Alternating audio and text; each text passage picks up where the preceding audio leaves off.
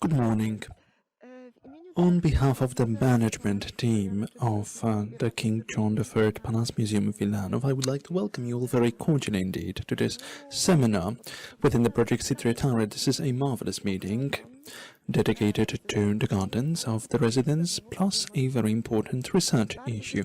I would like to welcome Jacek Kuśmierski, a specialist in the area of historic gardens in our museum, Łukasz Przybylak, who is a coordinator at the gardening department in our museum, Bianca Maria Landi, a coordinator of the Boboli Garden in Florence, Paola Ruggieri, coordinator of the architectural heritage of the same garden. Also, I would like to acknowledge somebody who's responsible for the roots and the past conservation of the Boboli Garden, that is Gianni Simonti, the engineer, the gardener of the Boboli Garden. Moreover, I would like to mention Agnieszka Chmielewska, coming from Nieborów. She's the representative of magnificent gardens of Arcadia and Nieborów and Arcadia.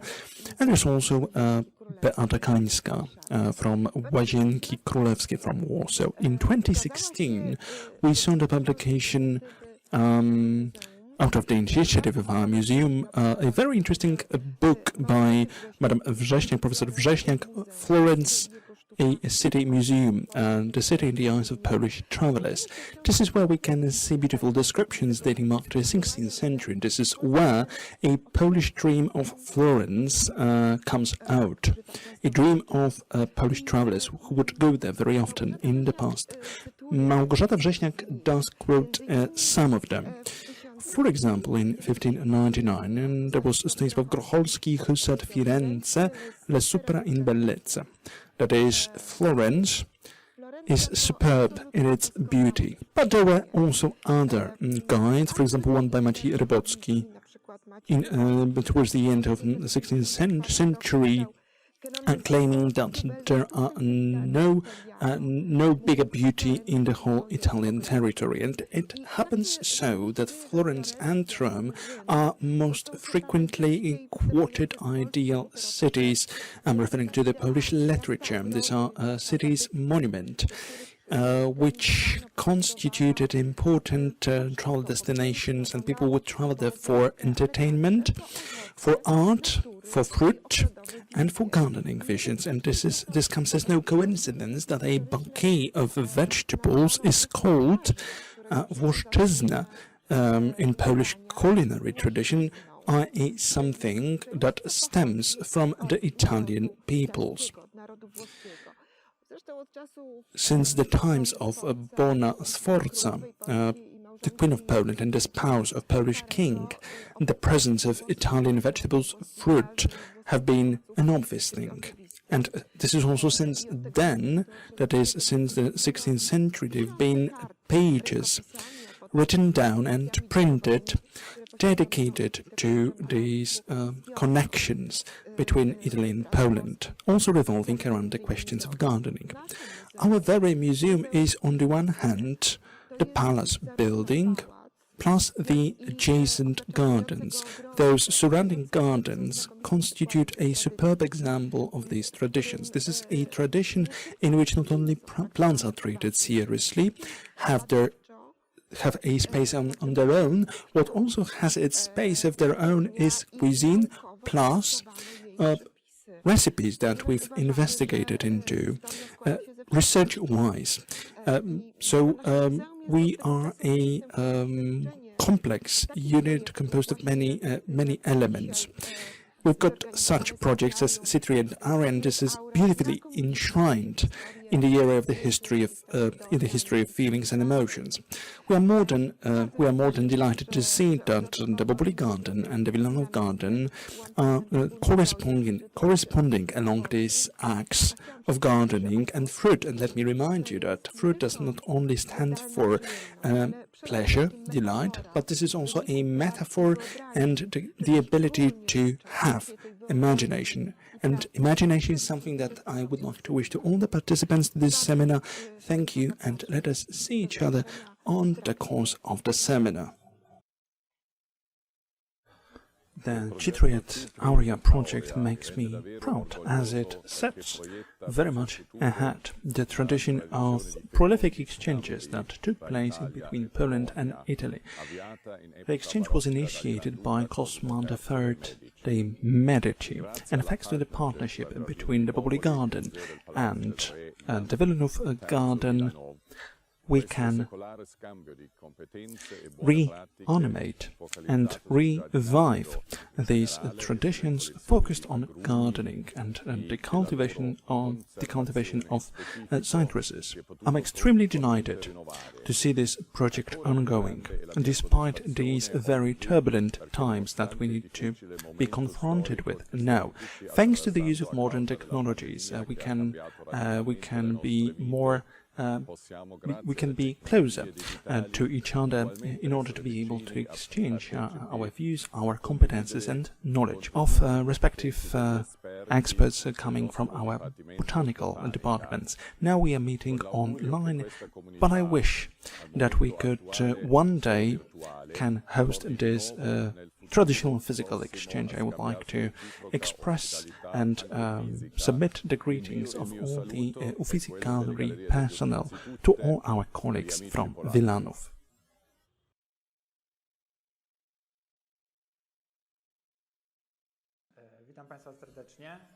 I would like to greet you all very warmly indeed. Towards the beginning of our seminar, I would like to introduce you to the history and future of the Wilanów citrus collection, which contributed to the launch of the Citri at Aurea project, and so to our today's seminar. The traditions of citrus cultivation in Wilanów date back to the second half of the 20th century. That is, when the owner of the Wilanów residence was King Jan III. In front of the eastern facade of the palace there was a terraced Italian garden with embroidery ground floors, the direct model of which was the Roman Villa Doria Pamphili. The project was completed by fountains, a complex of gilded sculptures and marble vases. In summer, exotic and Mediterranean plants in pots were displayed in front of the royal seat. In winter, though, they were sent to the orangery, here marked with this red circle, the structure that was located south of the palace's complex. It had a wooden structure on a foundation. This building was quite small. It only occupied 130 square meters, which in itself was an area for approximately 50 plants, depending, of course, on their size. What species did the king cultivate? We don't know exactly. That it is known from historical sources that the collection included mainly pomegranates, myrtles, laurias, jasmines, rosemary bushes, and of course oranges and lemons. It is worth emphasizing that King Jan was an avid gardener. In his library he collected books on gardening and botany, some of which I listed on the slide, the most important ones. Particularly interesting in the context of our project was the work of the Polish naturalist Jan Johnston, in which there are descriptions and engravings showing citrus fruits, known in Europe in the 7th century. Perhaps it was on this basis that he selected his species for his garden. King Jan III imported plants from Italy for the Italian merchant Domenico Componi, but he also received them as a gift. He received one of such gifts in 1684 after the victorious Battle of Vienna from the Grand Duke of Tuscany, Cosimo III de' Medici. From the letters of the royal secretary, Tommaso Talenti, it is known that 8 boxes altogether of plants were sent from Florence to Warsaw. Among the mentioned species there are Lumia lemon pomum adami, also known as Adam's apple, peach, walnut, asparagus and fig tree. In addition to the plants requested specifically by the king, others, not known by name, were included. They were also recommended by the Duke's gardeners, and even an Italian gardener was assigned to care for them during transportation. The plants loaded on donkeys travelled 1,600 kilometers en route from Florence to Poland via Bologna, Venice, Vienna, and the Moravian Gate to Krakow. Most likely they got there in May and were sent to Wilanów by the river. The aforementioned lemon Lumia pomum adami was given as a gift at the time of King Jan III as a proof of friendship. But it also had another symbolic dimension. Cypresses came to prominence as a symbol of the mythological Garden Age, and the strength of Hercules, who was to steal golden apples from the garden of the Hesperides. This attribute was the object of desire of the rulers of all Europe at that time, which resulted in the creation of Menix and the citrus collection. The title of Polish Hercules accompanied King Jan III throughout his reign, which was also emphasized in his residence in Wilanów. And this was done not only in the architecture of the palace and paintings that can be seen on the slide, but also in the surrounding Baroque garden in the form of a citrus collection. After the death of King Jan, the residence in Wilanów was extended by subsequent owners. The garden and the collection of plants decorating it also changed in the 20s of the 18th century upon initiative of Elżbieta Sieniawska, who was then the richest woman in the Polish-Lithuanian Commonwealth. A new orangery was erected.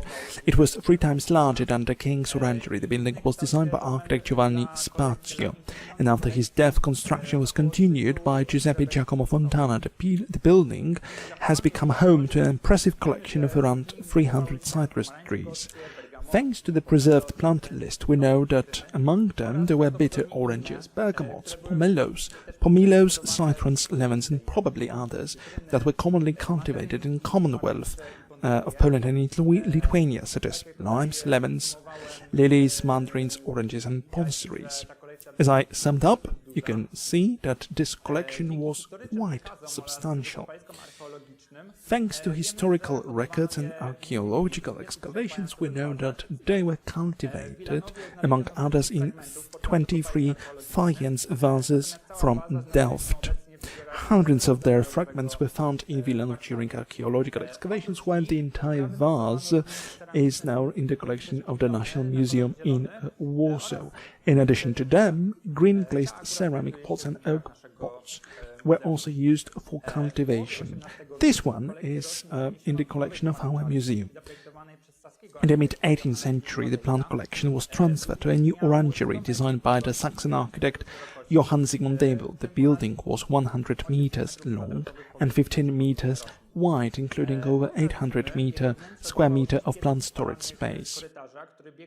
During the winter, its interior was heated by 6 stoves, fired from a corridor that ran throughout the building. The space of the main hall was filled with orange trees, most probably arranged in 4 rows from the highest along the north wall to the lowest along the windows on the south side. What was hidden in such a large space? Probably up to 400 trees grown in pots, painted in white and green stripes. We know about their existence thanks to historical descriptions, but also thanks to the wonderful landscapes of the Italian painter Bernardo Bellotto, which can be seen today at the Royal Castle in Warsaw.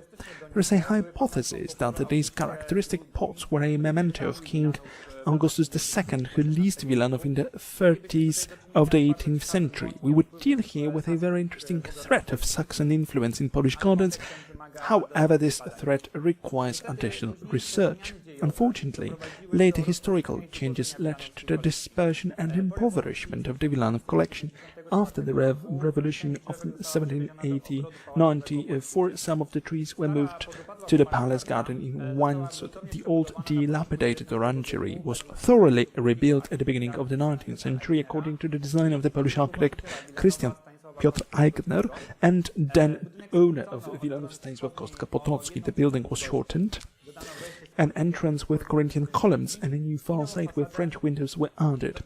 In the mid-19th century, Alexandra and August Potocki rebuilt the orangery. Old stoves were replaced with underfloor heating, and 3 water tanks were installed on the main axis of the hall. The central one was 4 meters in diameter, while the side ones on the right and left were 2 meters in diameter. This space was filled with trees and exotic plants in flower pots, arranged in a free arrangement, and we know this thanks to the descriptions of garden exhibitions organized in the orangery in the mid-19th century. Of course, trees from the times of King Jan III could still be hidden inside. This is indicated by historical descriptions and artifacts, such as hoops on trees. One of them bears an inscription informing that this is the laurel hoop of King Jan III, who was hit by a cannonball during the siege of Warsaw in 1784.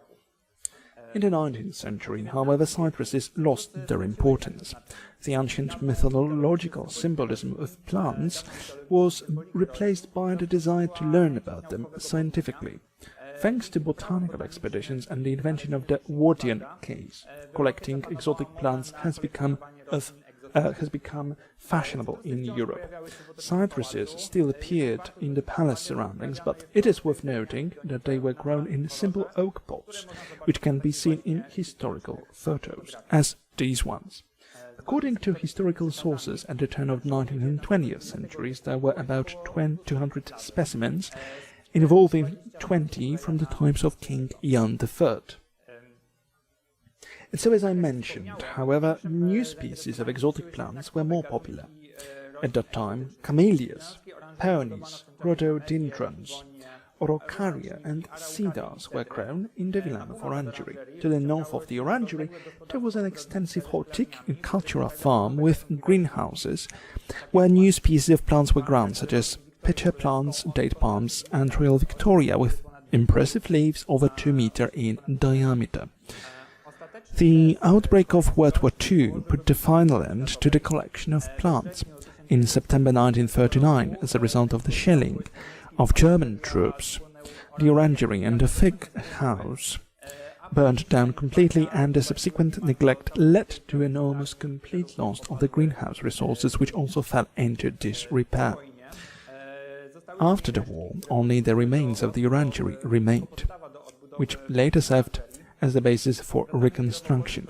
These works were led by a Polish conservator, Stefan Deubel, who restored the overall appearance of the orangery to its former state. Nevertheless, the interior layout was changed, a transverse wing was added, and the roof was covered not with wooden shingles as before, but with sheet metal, following the pattern of the old orangery in Łazienki Królewskie. The rebuilt orangery was intended not for plants, but for the gallery of Polish sculpture of the 20th century. In addition, the main hall has been shortened by 13 meters in favor of the staircase. The gardening in Wilanów was also rebuilt in a new shape, to which exotic plants such as agaves, bougainvillea, banana trees and date palms, which can still be seen in our gardens, have been returning successfully. Citrus trees also appeared, that is, lemons, grapefruits, mandarins and orangeries. Orangery plants also appeared at the show of plants used in Wilanów Gardens in the 17th and 18th centuries, which was organized in 2003 by the Garden Department team led by Ewa Skoneczna and Kamila Domańska. This process of restoring historical resources added a new phase in 2016. This is when 38 specimens of bitter orange trees in oak pots painted with white and green stripes appeared in the Baroque garden, and the containers have been reconstructed on the basis of Bernardo Bellotto's paintings that I showed you earlier. These trees were brought to Wilanów from Sicily, and the special soil for their cultivation was brought from Tuscany. In 2018, I found a story about the transport of plants from Florence to Wilanów, which I mentioned earlier, and thanks to the membership of our museum in the European Group of Historic Gardens, we had the opportunity to establish contact with the Boboli Gardens in Florence. The great kindness and great enthusiasm of a local team enabled us to establish this cooperation between us within the Citri et Aurea project. Its aim is, above all, to broaden the knowledge of Italian-Polish relations in the field of historical citrus collections, but also to rebuild our Wilanów citrus collection. Our friends from the Boboli Gardens are to support us in this project with their expert knowledge as well as experience. We took our first joint activities last year thanks to the funding from the Minister of Culture and National Heritage as the part of the Inspirational Culture Programme. Thanks to the hospitality of our Italian colleagues, we were able to get to know the Tuscan culture of citrus cultivation in almost every aspect. that is, the selection of plant species on the example of the Boboli Gardens collection, Villa di Castello, or the Botanical Garden of the University of Florence, which have their considerable resources in old, very valuable varieties. We also learned the secrets of traditional craftsmanship and methods of making terracotta pots in the Poggi Ugo manufactory in Impruneta. Furthermore, we learned about the production of citrus trees at Oscar's Tintoris nursery in Pesca. And by the way, our colleague, Dr. Anna Chmielewska, conducted a review of documents in the State Archives in Florence, among which she found original letters describing the transport of citrus trees from Florence to Warsaw. All this information combined is to be used to prepare the reconstruction of the historic citrus collection in Wilanów. There is still a lot to do for us, research on the culture of citrus cultivation in Poland and in Wilanów, drawing up a catalogue of historical citrus varieties, developing a list for the Wilanów collection, designing and adapting our orangery to preserving citrus trees, and of course, a successive creation of this collection. Our goal is to recreate the collection, presenting the entire history of the Wilanów collection from the 17th to the 19th century. That is 200 cypress in wooden pots painted in white and green stripes, 24 cypress in glazed vases, and the same number in profile vases, and finally about 70 in natural wooden pots. We do believe that the combination of Italian cypress culture and Polish traditions in Wilanów will ensure the achievement of maximum genuinity of our collection, and thanks to this, it will eventually have two homelands, Italy and Poland. Thank you very much.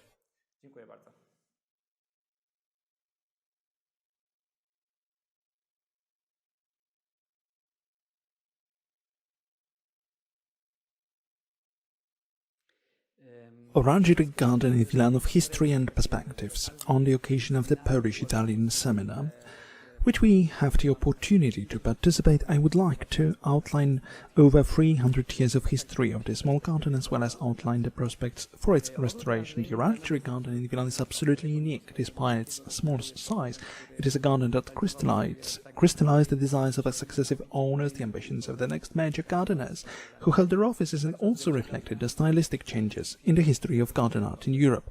It is not without reason that I begin my presentation by showing you graphics depicting lemon, orange and fig branches, because it is the buildings that we use to cultivate these plants that are directly related to the wandering of the Orangery Garden through space and time.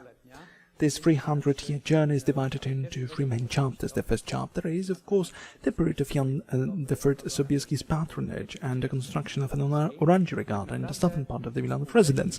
In fact, today, as to the shape of the orangery garden and the area of King Jan III, there are mainly scientific conjectures supported by scraps of archival information. On the other hand, by comparing this information and general architectural trends in the 17th century Europe, it is highly likely that the orangery garden was a garden of plants grown directly in the ground, which were periodically covered with a wooden structure. So, for the winter, the structure was erected and disassembled in spring. Here, for example, we have an orangery from Hortus Palatinus in Heidelberg, Germany.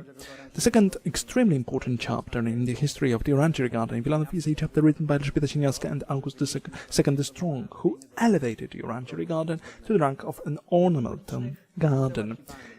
Despite numerous archival sources documented the condition of Elżbieta Sieniawska's garden, as well as relics excavated during archaeological excavations, we are not entirely sure what this garden of Elżbieta could look like. Nevertheless, its space was defined by Elżbieta's new investment, i.e. the construction of a new orangery. This new orangery wasn't built at the height of the south wing of the palace, so the garden was divided into two parts. The southern part was stretched between the new orangery and the fig house. It was an almost utility garden. In turn, the northern part of the orangery and the palace was the decorative part.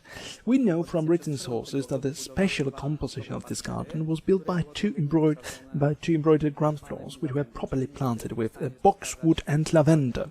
But we are not able to accurately indicate the ornamentation of these ground floors from the times of Elżbieta Sieniawska, only from the later period. The unique decoration of the orangery garden was a souvenir from the times of Jan I Sobieski, emphasizing the main axis of the garden in the form of a globe terrestris. Globus terrestris was a terrestrial globe depicting in then geographic knowledge based on a marble plinth, which in fact also had its twin brother in the northern part of the residence in the form of the globus terrestris representing the night sky.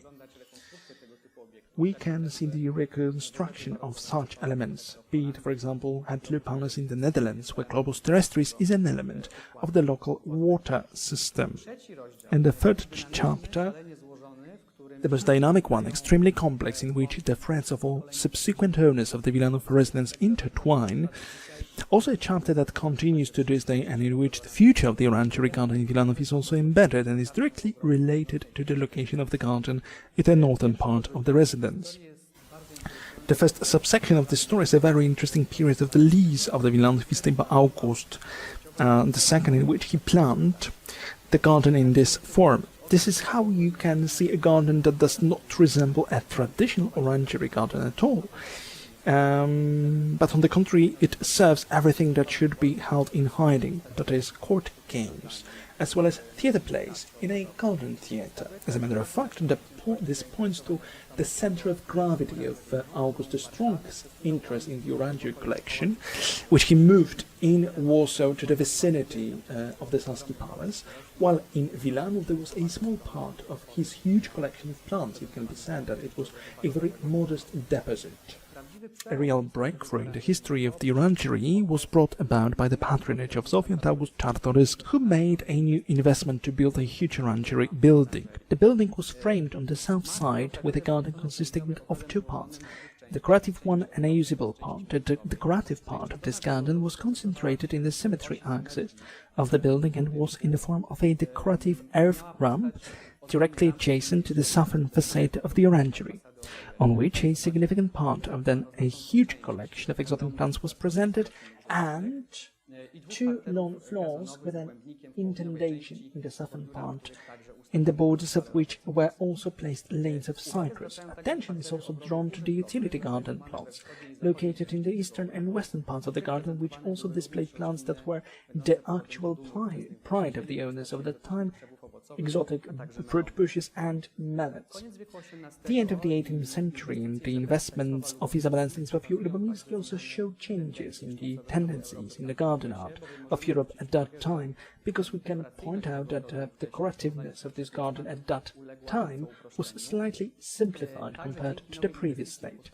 Also thanks to the new investment in the form of the construction of gardening located behind the orangery, we can observe that these arable areas have largely disappeared from the garden. The way of displaying cypresses is partially revealed to us by the painting of Bernardo Bellotto, in which we can observe that the long floors, in this case of the upper garden, were used for the laid presentation of bucket plants in this case, and they are alternately arranged cypress trees and formed laurels. The beginning of the 19th century, and the period of great landscape rearrangement, commenced by Stanisław Kostka-Powocki, was also the time that left its mark on the composition of the orangery garden. The cypress collection was very impoverished at that time, which also mirrors the condition of the orangery garden itself. On the other hand, though, the condition of this garden, i.e. a significant simplification of its composition, also indicates a change in the scope of horticulture interests in the cultivation of exotic plants. The beginning of the 19th century was the time when gardeners chilled not only with the cultivation of cypress plants, but also cherished exotic plants, including groundwater ones. Hence, in the orangery garden of the beginning of the 19th century, you can already observe the strictly exhibition parts in the western part, which served at least to exhibit the gardening skills of gardeners working in Wilanów greenhouses. This tendency to use the orangery garden in Wilanów as a show garden continued also in the first half of the 19th century. Here we can observe the composition of this garden arranged with the participation of Henryk Marconi, and we've got a very clear layout, from which it is actually read that it was a composition for admiring the grand plants growing in this part.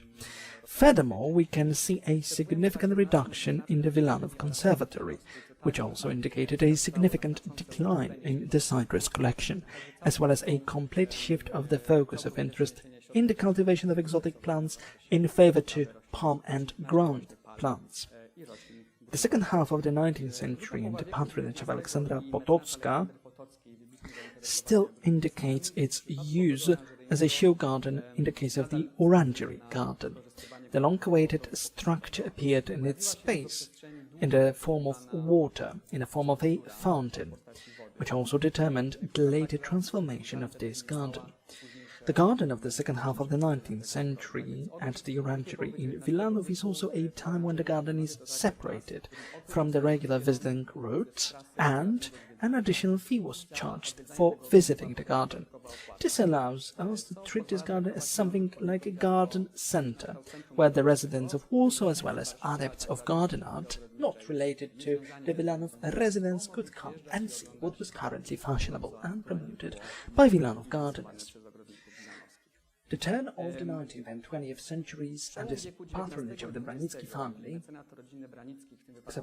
is still the continuation of the tradition of the Orangery Garden in Wilanów as a show garden for ground plants and exotic plants, i.e. palms and no longer cypresses, with a continued tendency to exclude this garden from a regular sightseeing route for an additional admission fee. An actual breakthrough, one could say shocking one in terms of composition, was introduced in the 1930s. This is when, thanks to Beata and Adam Branicki, and with their design, participation of Zygmunt Helwig and Zbigniew Strauss, the first garden of contemporary perennials in Poland was arranged next to the Orangery. It was a garden that used a 19th century fountain in the central part, around which a small intender was arranged, and perennial plants were arranged in cascade around this intender. This is one of a few photos showing this perennial garden at that time. It was still a garden excluded from the regular tour, and so an additional entrance fee had to be paid. The garden in this modernist shape functioned until August 1939. In September 1939, as a result of artillery fire, the Wilanów Orangery and fig houses were destroyed, which sort of brutally but also shows this cause and effect relationship between the existence of the cubature of the fig houses and the orangery and the accompanying garden. This garden also ceased to exist altogether, unfortunately. Priceless trees have disappeared from the ruins of the orangery and the fig house. According to the archival records from the turn of the 19th and 20th centuries, the Wilanów fig house contained plants from the times of King Jan III, including one of the oldest vines in Poland. This was the landscape of the garden with the fig house and the garden of the Orangery Park. And in fact, it functioned in this state until the 1950s. The Orangery Garden was also found in this very condition in 1942 by Professor Gerard Ciolek, who undertook the restoration of this garden. As a result of Ciolek's design, as well as a result of the reconstruction of the new Orangery building, which was no longer an orangery, and the construction of a fig house, a new garden unit was created, completely detached from its original purpose. Professor Gerard Ciolek designed a contemporary sculpture garden here, and so he invited eminent sculptors of that period to cooperate with him. We can mention Ksawery Donikowski, Henryk Konia, and Alina Szapocznikow. Also, in the central part of the Orangery Garden, modernist sculpture were grouped around the fountain. In the western part, near the fig house, there were sculptures and perennial plants in a bold and aggressive composition. This is what the Orangery Garden looked like when it was commissioned in 1961 as a garden of contemporary sculpture. We can see that the 19th century fountain has been preserved in the central part. It also underwent numerous transformations, even later, however. All the time these works included the preservation of the original outline of this object, which is very interesting because it has a special shelf for growing plants in the coastal zone. During the professor's lifetime, there was another rearrangement of the Orangery Garden in Wilanów. The entire modernist sculpture was taken from Wilanów and transferred to the National Museum in Warsaw, a branch in the palace of Króla. In turn, the western part of the garden, the fig house, also changed its shape gaining a more subdued stylistically form, supplemented with a completely new water element. This is the form of a garden roughly working as of today. We try to maintain this space around the orangery as a space that is still a kind of pride of gardeners working in Wilanów, in which they show their artistry not only in composing plant arrangements, but also in producing seasonal plants, because we also produce them in Wilanów. So today it can be said that the surroundings of the Wilanów Orangery and the flower and arrangement of the Orangery Garden in Wilanów have a floral setting that it did not have in its entire post-war history. This is what makes us really work now, can be said, on a white sheet in black, as Gerard Ciołek once did. The conservation assumptions for the restoration of the Orangery Garden in Wilanów were actually formulated for us by themselves.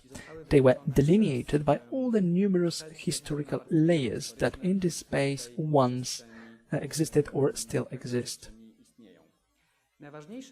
Importantly, we wanted to maintain this historic layout of both gardens, that is the central part of the conservatory and the garden by the Vic House. It was also important for us to preserve the layers in the form of invaluable, in this case, considering the scale of destruction of the preserved fountains and fences in the eastern part, which date back to the 19th century. It was also important for us to keep the intender and the arrangement of the quarters designed by Gerard Ciołek, giving them a slightly more new-styled outline. It was also vital to open the garden on the south side of the so-called Vaulted Avenue, whose name actually appeared in the first half of the 19th century and the 1950s, was on the map. It was signed by Hunter's Vaulted Avenue. It was crucial to separate the garden visually from the eastern side. In this case, formed arcade lanes were used. Moreover, we consider it justified in the entire history of the dynamics of transformations of the Vic Garden to restore it to the form from the first half of the 19th century, i.e. the form of a show garden in which there will be a huge seasonal and perennial flower beds. A significant part of the entire process of revitalization of an orangery garden is also conservation and adaptation of the accompanying buildings. In this case, at the Vic House, we will be trying to conserve the rooms accompanying the historic gate, and this is for the purpose of creating a permanent plant sale point. However, the culmination of this process, or the culmination depending on how the economic issues are arranged, will be the adaptation of the interior of the orangery to its original function, that is, the display of citrus plants, and this is what I hope, which I hope we will recreate thanks to the Citri area project. All these conservation assumptions led us to the creation of such a concept of the revalorization of the former Orangery Garden in Wilanów, which combines all historically documented layers with an adaptation to the needs of the display of the restored citrus collection. In such a indentation in the central part of the Orangery Garden, we plan to exhibit 72 citrus plants from the reconstructed Wilanów collection in the future. Finally, I would like to thank you very much indeed for your attention and invite you to visit with this positive, and I hope, accent and a closer or further perspective of the garden restoration. Thank you.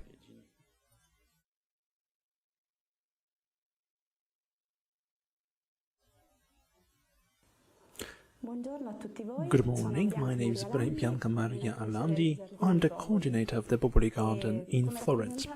As the representative of the Uffizi gallery, I'm here together with the architect Paola Ruggieri and Gianni Simonti.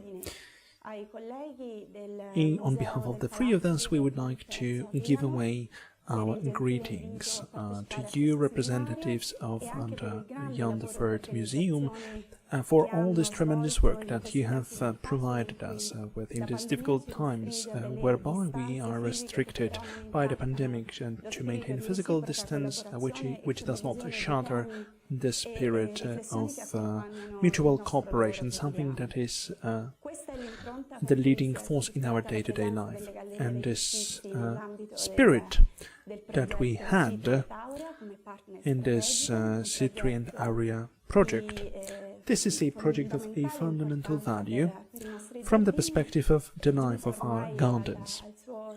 This project has now turned its second anniversary. It has been the result of the exchange of practices, knowledge, and it's also due to the fact that our gardens belong to the European route of historic gardens. Both our institutions are in this set network. Just to be able to grasp the identity of a historic garden, this is a complex task. We know that we are dealing here with much of dynamics concerning the very many components of a garden.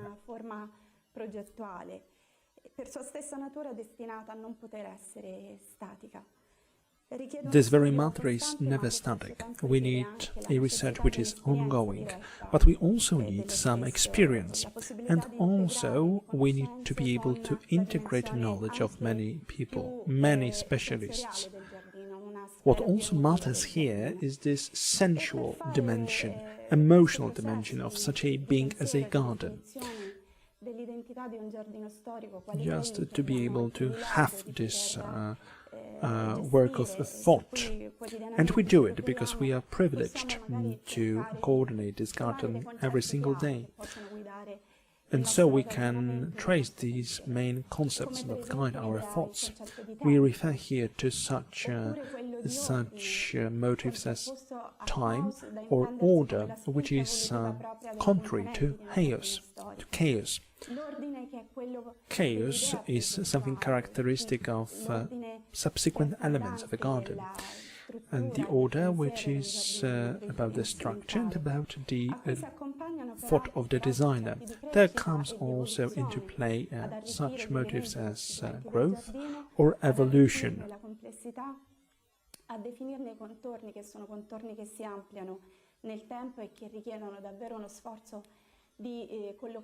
And here we need to have this historical reference, what the garden looked like in the past, what were the factors that determined the shape of the garden. We need to take care of the garden, and we need to do it every day. We need to do it knowing in depth the sensitivity of a garden. As we stressed beforehand, the garden is something very complex in nature, and in this light we could pose ourselves three questions. These questions can guide us to grasp this very identity of a historic garden.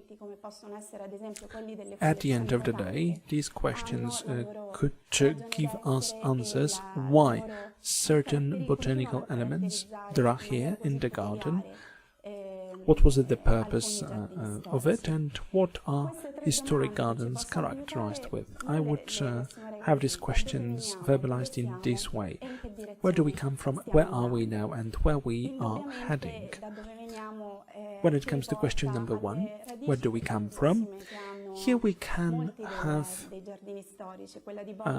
this discussion around this real roots of the garden.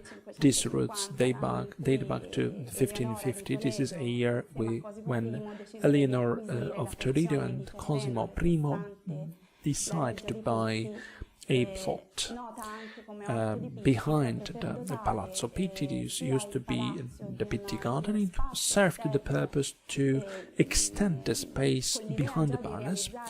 They wanted to have a garden that would be corresponding to the magnificence of the palace itself.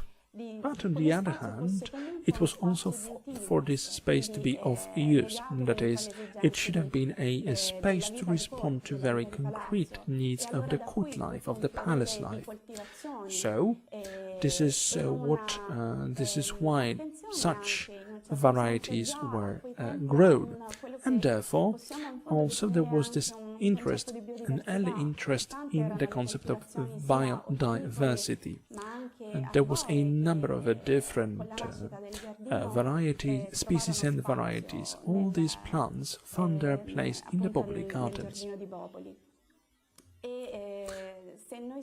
If we want to go through this topography of the garden, they will help us immensely in grasping what the actual evolution of the Boboli Garden looked like. On this basis, we'll be able to see how this original project was enriched with the passage of time.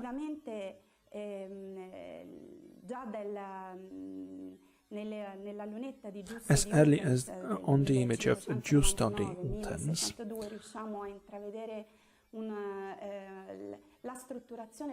which dates back to 1599, 1602, this is where we see the geometric elements of the garden, regularities of the garden. That was the concept that Leonor and Cosma came up with.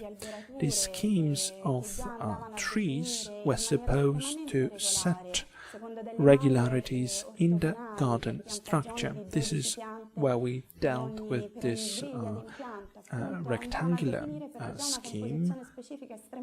All the plots, all the schemes later translated into enriching the structure of the garden. And we had also very many platans, beech trees and others.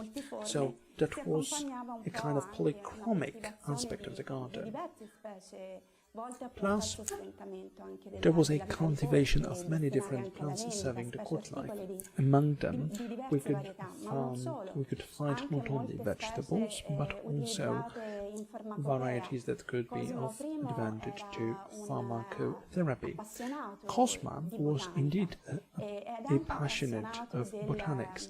He was also very much into the possibilities of use of given agents in Boboli cultivated plants. So this makes it apparent how benevolent and long-thinking towards his peoples was Cosma the First.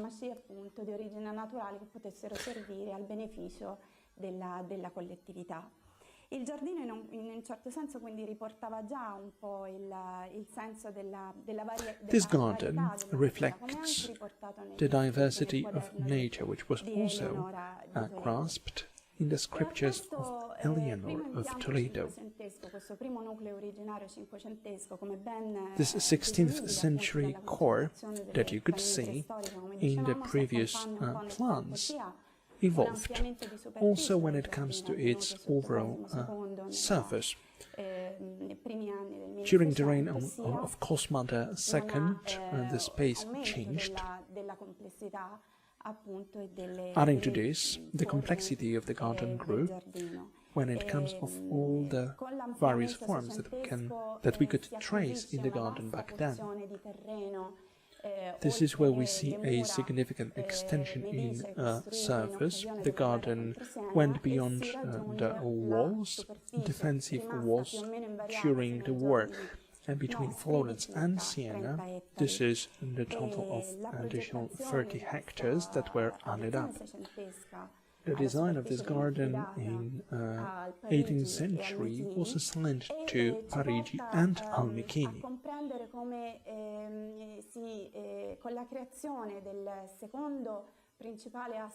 This is where the second perspective arcs came into being, the Avenue of Cypresses. The avenue that led to the amphitheatre, to the statue, and to the Belvedere Hill. This is yet another arc which accompanies the perspective towards the Roman gate. This served the purpose for the scenographic accents to be ever more exhibited, ever more foregrounded. So the identity of the garden gains on value. The history of the garden is very long. Time passes. Here we have jumped at upcoming years, upcoming ages, two major transformations of the gardens. An important change under the Lorraine rule, 1843.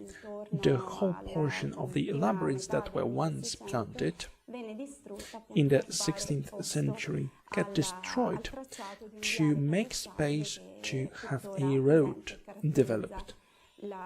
And so you see what this surface looks like now.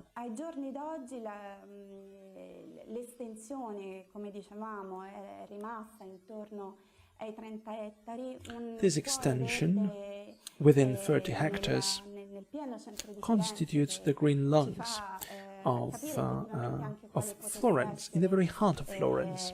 And now you can easily imagine what kind of a role this kind of a space has to play, especially in the context of the urban life. Moreover, rimanda appunto a quelle tre domande direttrici della nostra riflessione che ci siamo fatti all the prima, things lead us back to the three questions that we raised at the beginning of this presentation. We were looking at the most important motives. There is this motive of time. The motive of time does accompany all of this reflection. So time enriches the complexity of the garden. It boosts it. So this constitutes a kind of framework, but this is a framework which does not inhibit, which does not hinder the growth. Furthermore, time allows to have more dimensions in place of sensoric or emotional nature. Let me quote Goya: El tiempo también pinta, which means that time paints by itself. So this is the kind of force that provides a given unit with a pattern, but it does not create an artwork that matches one to the canons of a standardized beauty.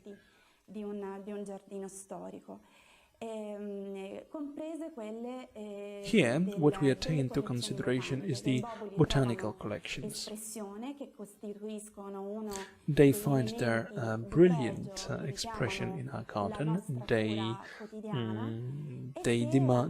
require amusement and they require care. They date back in the past which matters a lot to us, irrespective of the fact that this is a very remote past. What are we departing here from? We are departing from the Medici family. The Medici family were interested in the collections of plants. All began with Cosma I, then came Cosma II, and his son Leopold, Duke Leopold, who was also a great collector. He dealt with many areas, and this was also under the rule of Ferdinand II. This is where the Galileo Galilei Institute found its place. The core of some plant collections that we take care of now date back to the Medici rule. The 19th century matters a lot here. The botanical collections, which can be expressed via citrus collections that come from the Medici time. My colleague Gianni Simonti is going for sure to go more in depth in this area. Here we see that this interest in botanical questions go also to other species, to other cultivations, to other crops that can be done within a garden. And of course citruses here play the most prominent role. which is also something of European prominence. We've got a collection spanning through 500 plants, 60 varieties, among which 30 can be traced back to the Medici house, but there are also other plant collections, be it roses. We've got a total of 156 species and varieties of roses. Some of those roses are species of varieties that can be traced back to the scriptures of the Medici times. Nevertheless, the actual core of this collection are inventories and lists coming back to the 19th century. The rose collection does embellish our garden.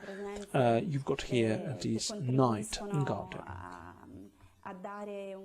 These are spaces which makes it ever more beautiful, especially in some seasons of the year. Next to it, we've got other plant collections. These plant collections are very characteristic. For example, aquatic plants. Swamp plants, this is what we also steward together with our partner. We've got the total of 50 varieties of water lilies, 10 varieties of lotus flower. So, the collections of aquatic plants and their very presence can be traced back to the 19th century scriptures. Nel momento in cui il Giardino della Botanica è entrato a far parte del circuito del Museo di Storia Naturale, il circuito della Specola a Firenze. When we started being functioning within the structure of the Museum of Natural History, the whole collection was also later enriched by other varieties, be it also hybrid varieties, and they are precious and priceless from the perspective of our visitors as well.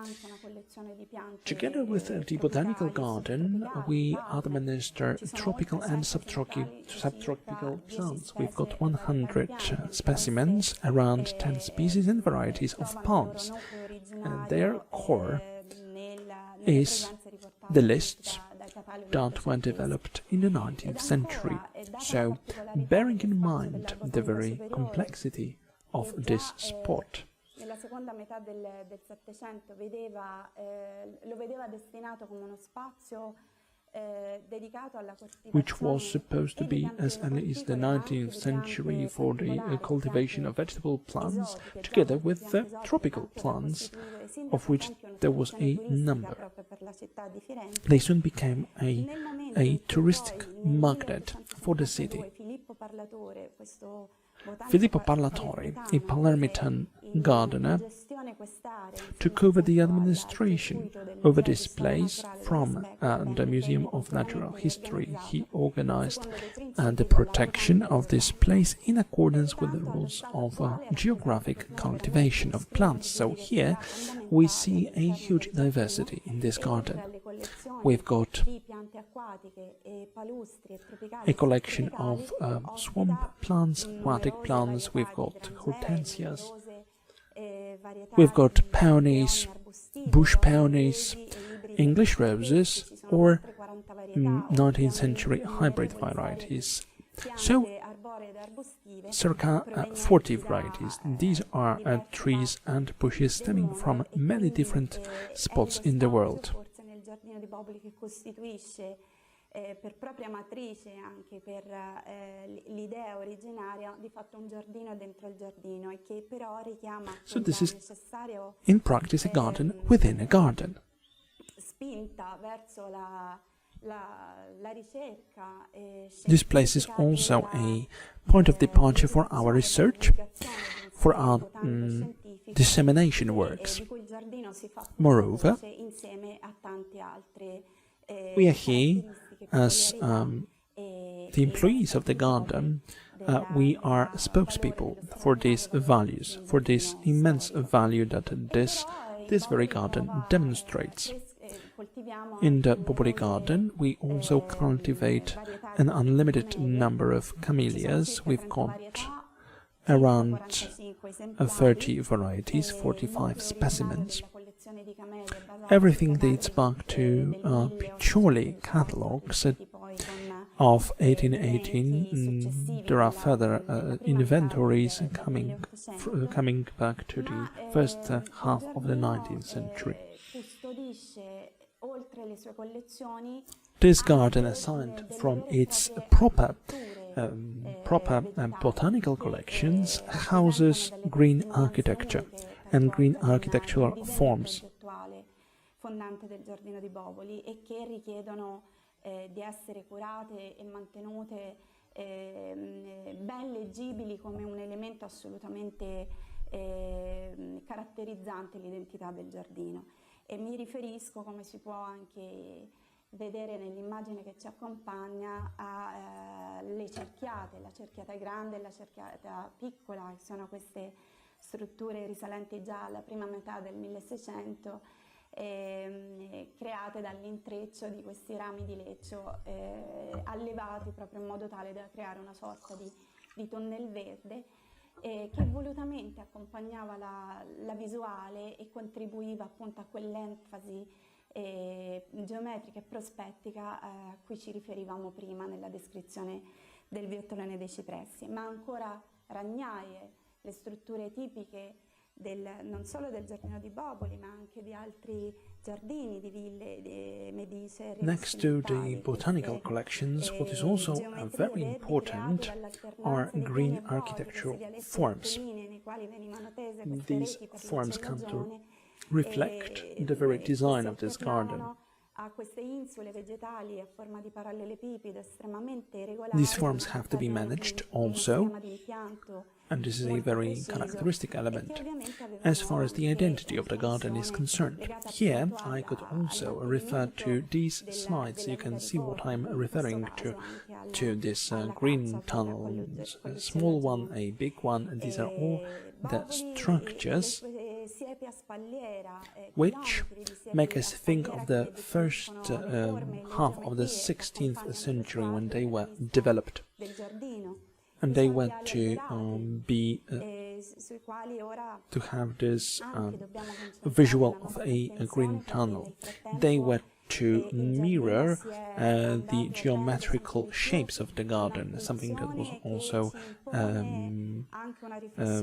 visible in other elements. There comes also the so-called ragnaie, something characteristic not only of the Boboli Garden but also of other villas, the Medici family, coming from the Renaissance time. So there is this interplay between full space, empty space, and there is light and shade. There are islands of green fields. This is all very irregular, also pertaining to this very planting. So all these forms had to play a very practical function, something that would evoke the court life. Oggi siamo in un momento in cui il giardino vede un grande flusso di visitatori. There are espaliers, which also speaks to the geometry of the garden. Then we've got avenues and alleys with trees. This is something that we have to also bear in mind. Within the insides of the garden and with the passage of time, one had to also take into consideration the aspects pertaining to security of visitors. One had to adjust to the aspect of security all the interventions that were planned. One had to respond to how the trees and plants evolve and what's the purpose of the very space. Now, moving forward, when it comes to our reflection around the identity of the garden, when it comes to these three leading questions which have led us throughout my presentation. On this spot, let me refer to the question, where do we come from, to the question, where are we now? We are now at a moment in time in which within the garden we see an ever-increasing influx of visitors. They are engaged people. They are well oriented, well aware of the history of the garden, peculiarities of the garden, all relative of its history. And simultaneously, what we have to take into consideration is the need to have a restoration interventions and protection, and also to make the garden ever more valuable.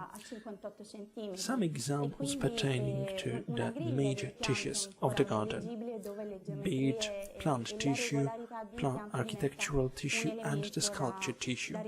These are inextricably all interwoven parts. These are spirits of the garden that are married with each other.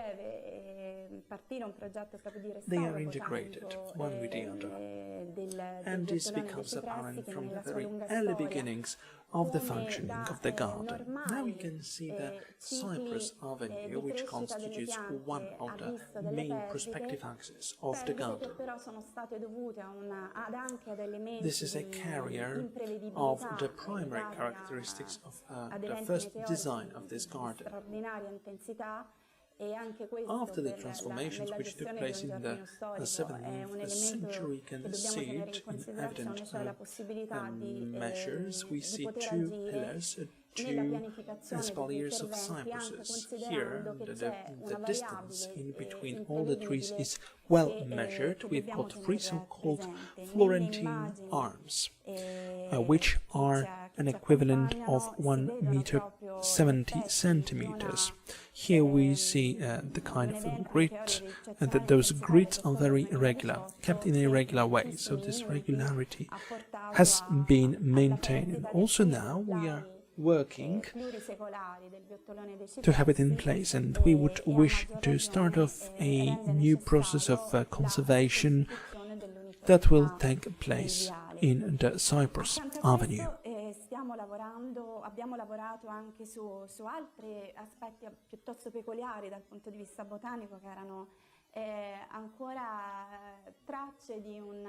And of course, during this evolution, we needed to have some losses, which are also down to extreme weather conditions. It is also a very important aspect in the context of administering historic gardens. This is a kind of perspective or variable that you have to take into account. You have to think that there is a variable that you can't envisage.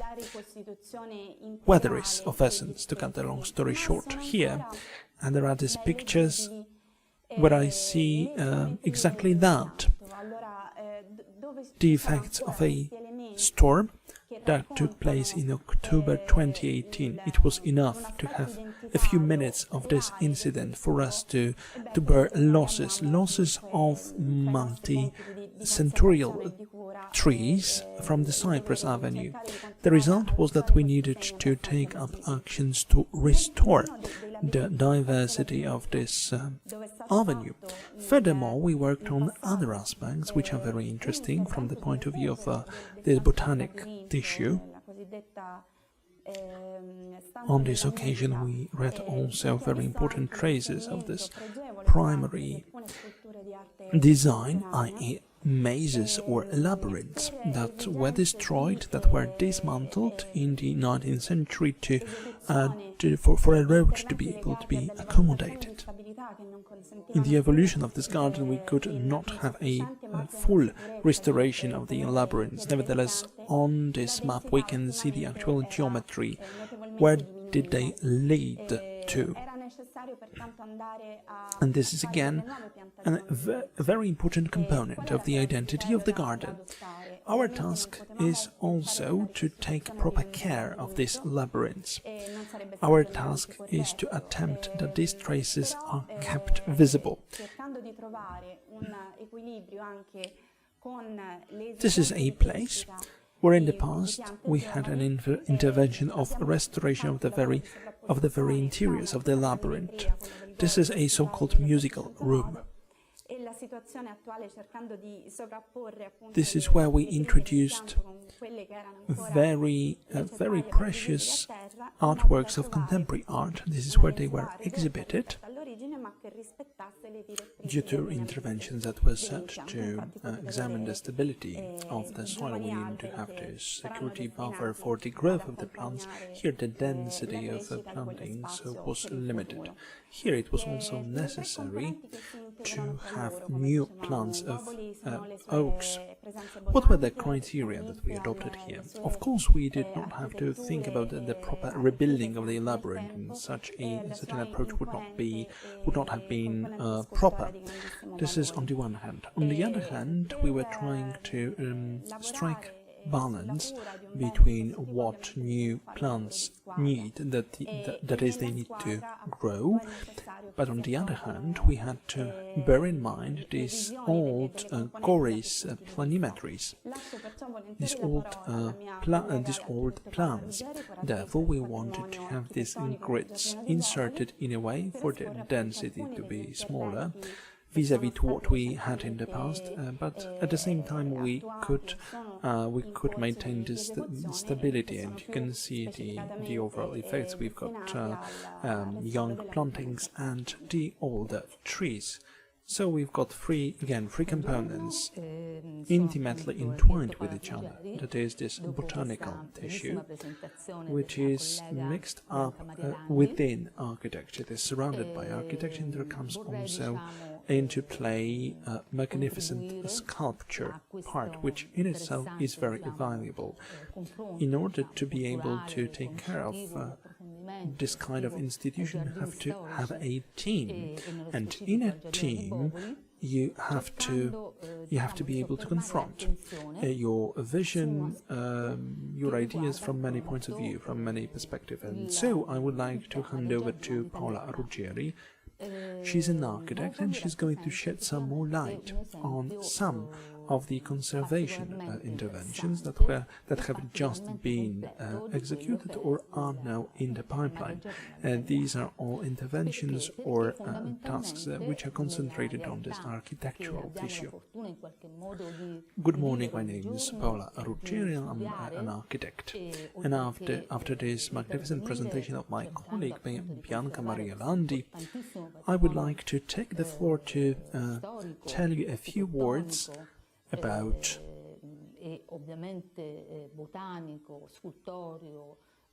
and this is going to be within the framework of this international dialogue. A few words about the aspect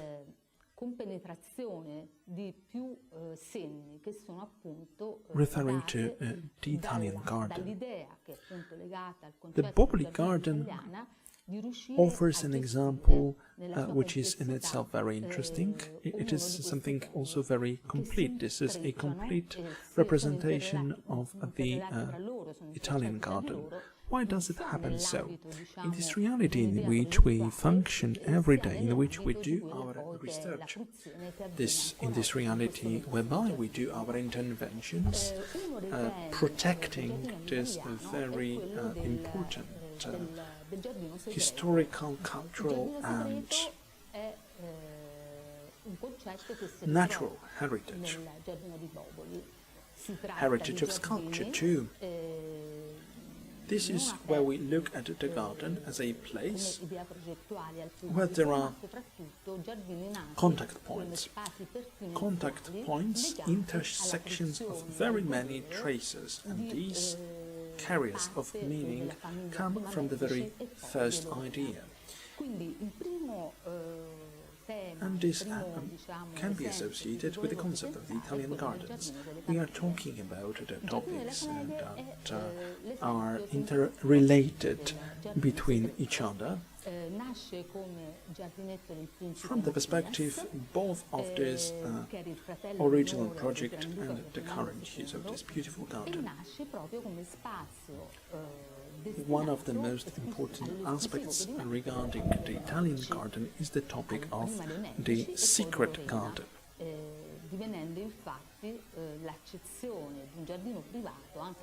Here in the Boboli Garden, we can see such secret gardens, hidden gardens, and in accordance to their guiding concept, they are not free to public, they are not available to public.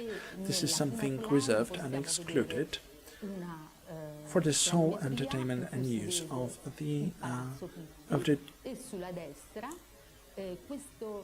families reigning over Florence. Now a handful of information about the Camellias garden. This is a fantastic example of the hidden garden, which was set up upon decision of Prince Matthias, minor brother of Ferdinand, and Duke Ferdinand. It was conceived as some place for the exclusive use of the Medici family. Later came their successors, so the Lorraine family. So it was the kind of back office to this court, also under the Lorraine rule. This garden, as we can see, is very closely located to the Pitti Palace. In the first slide we can see the topographic plan. There is also the marking of the Pitti Palace on it, and here we see this slot of land where there is the plan of the Camellia Garden. These drawings have been stored in the Central Archive in Prague.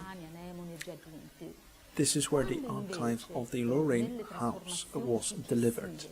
Here we can see in all precision what the contours, what the outlines of this garden looked like.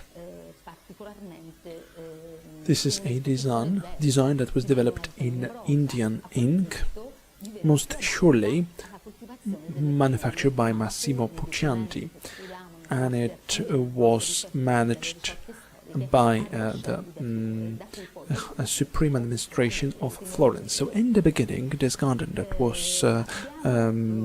was born to life had a different layout pertaining to this vertical structure. The altitudes were not apt for the cultivation of camellias. Rather, other plants were thought of, like tulips, but in the course of later changes, conversions under Lorraine house, the garden found itself in a totally different place, with different exposure characteristics.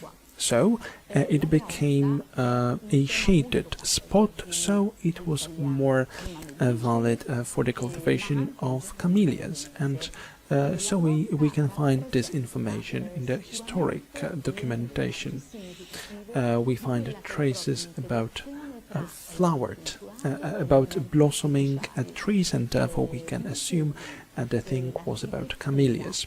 So the 19th century camellias are quoted here many times in later scriptures. Now, when it comes to this, it accentuates yet another very important motive.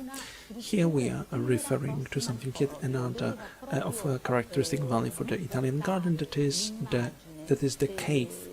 The cave is also indirectly associated with the topic of water. The cave is something very close to the designers of the Medici family, and this cave is a mark which cements the communion between the natural and the artificial elements. There is this intersection between water and stone. This is of indissoluble nature. This is a passerby cave. This cave was designed to the concept of a cover, in a way to draw the attention, as we know that the Boboli Garden is awash with such architectural structures. This is what we know very well, be it the cave of Buontalenti, the Grotto of Madame. These are architectural forms within which water and stone go together. They go to be linked indissolubly. This is where also fountains come into play. Their function has not always been restored, but due to various mechanisms, interventions which can be associated with this entire water machinery. There's one example that I would like to share with you from this Camellia Garden. There's this correspondence of the present and the past. Recently, we have concluded the process of restoration and conservation of this garden of camellias. Now it is closed for the public due to the risk which originated in unstable walls, external walls, and nevertheless we want to relaunch works as soon as possible so that it can be also enjoyed by the public, by the visitors. There is yet another example. Here I would like to draw your attention to this image presenting yet another part of the garden, coffee house. The coffee house view of Lamberti coming from 1783, it was restored in the National Library in Florence. This is yet another part of the Boboli Garden, caught here in this image, and this image exhibits the stages in a very interesting evolution of the garden. A 16th century garden converted in the Italian garden. Now it has become the enterprise of the Lorraine family. This particular coffee house is located under the fortress, under the western northern fortress. As we see now in this slide, i.e. we are referring to both perspectives of now and the past one. In the 18th century, the function of the garden was changed, and it was made dependent on the existence of this coffee house. It is a fairly interesting project that was done upon the wish of the Grand Duke Leopold.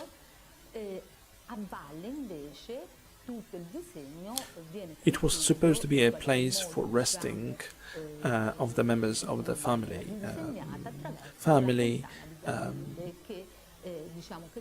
for the people who would wish to taste chocolate in its interiors.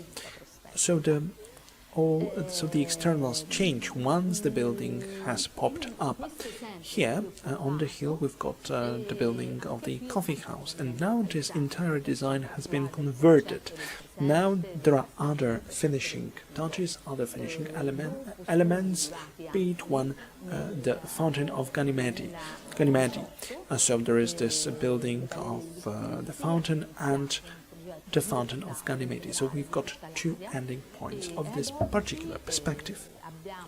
The example that I've given you is the example which is very relevant. Relevant also in this context when we talk about such motives, time perspectives, the past, now and the future. In 2018, after plentiful research, Galleria Uffizi started restoration works, and now we have managed to finish off the conservation of the green parts, and this is what was stewarded by Bianca Maria Landi. Equally, we have concluded the restoration of the elements of the water system.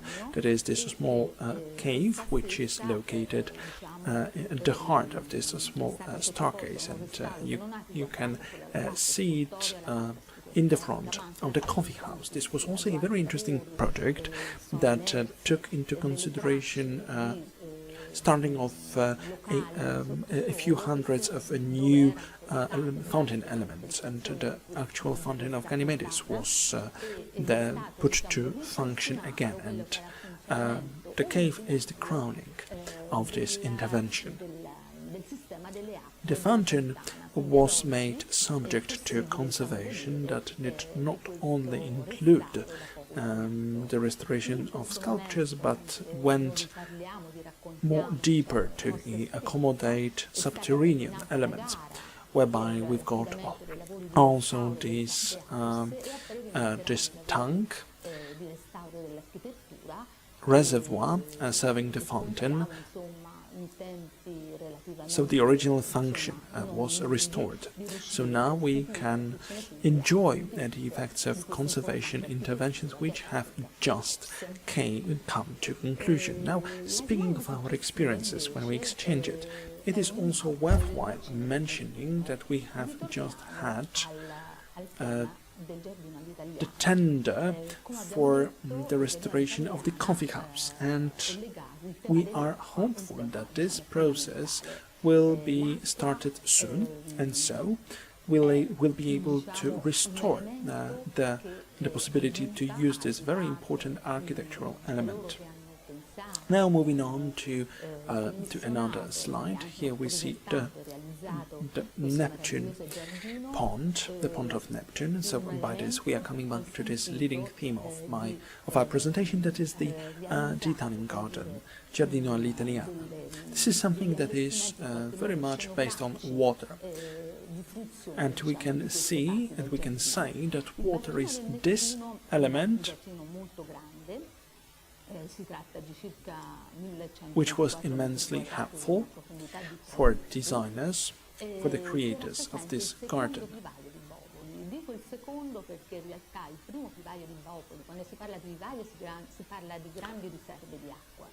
It was the element that helped to create a proper scenographic framework when it comes to actual utilities of this place. Now, the pond of Neptune, great surface, depth of 3 meters, that's the second pond of the Boboli Gardens.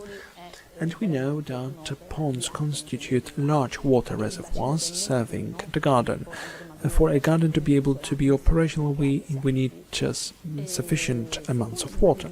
So from the very beginning, we have been observing problems concerning the use of water. Water used to be and is still now a very precious resource. In terms of these infrastructural elements, we can talk about most sophisticated, most refined art of engineering. So there's this pond. The second one, the first one was located where we've got now the cave of Buontalenti. The water from the Ginevra source was the source feeding the water system serving the purposes of the palace. Another pond. This pond used to be called the Great Pond, the rectangular pond. It used to serve as the water reserve, and later it was also the fish pond. The fountain that we see, it is now located elsewhere. It used to be located elsewhere than what we see now, and it is also down to interventions and that were in the course in the 18th century. This location dates back to the beginning of 17th century. Why am I quoting this example? Today, this Neptune pond is also being the subject of research, and we are going to have conservation interventions in this place as well. At that stage, we are soon to start a very important project, a research project that would take advantage of most modern technologies, that is photographic examination and laser scanner. And this research is going to give us, provide us with data. On the basis of this data, we'll be able to have in course the interventions of restoration and the rebuilding of the pond. This data will also enable us to renew the water gardens, and water gardens would be once a very significant part of this entire pond ensemble. Yet another thing to be mentioned. Next picture, there is this view over the Neptune fountain by Lamberti. The year 1784. This is also where we see a place undergoing very many changes. In the first place, this pond was rectangular. Later, under the Lorraine rule, it took up a totally different shape. As Bianca Maria Landi mentioned, this Lamberti arch opens up to the pond, then over the Pitti Palace, and there are also landscape axes. And this statue used to be an allegory of peace, affluence, wealth of Tuscany under the rule of Frederick II. Next pictures that draw our attention in the first place to the monument of Neptune that was once the subject of conservation, and these elements were being renewed, and now there are fountains which are now not operational, are going to be renewed as well. From the 16th century we jump to the 17th century, to this Isle Pond. This is also another fish pond of significant dimensions, 670 square meters, 4.5 meters deep, so this is again a very substantial water reservoir, and it was its original function as well. And also today, this is a place to use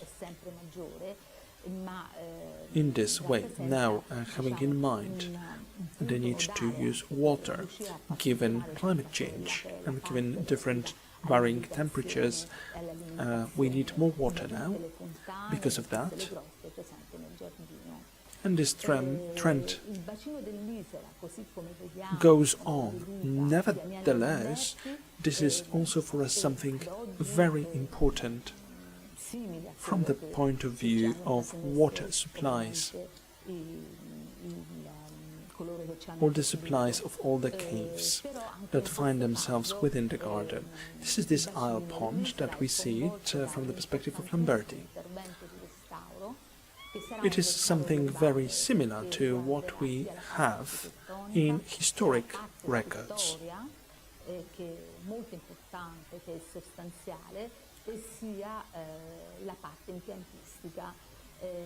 In this case, the pond was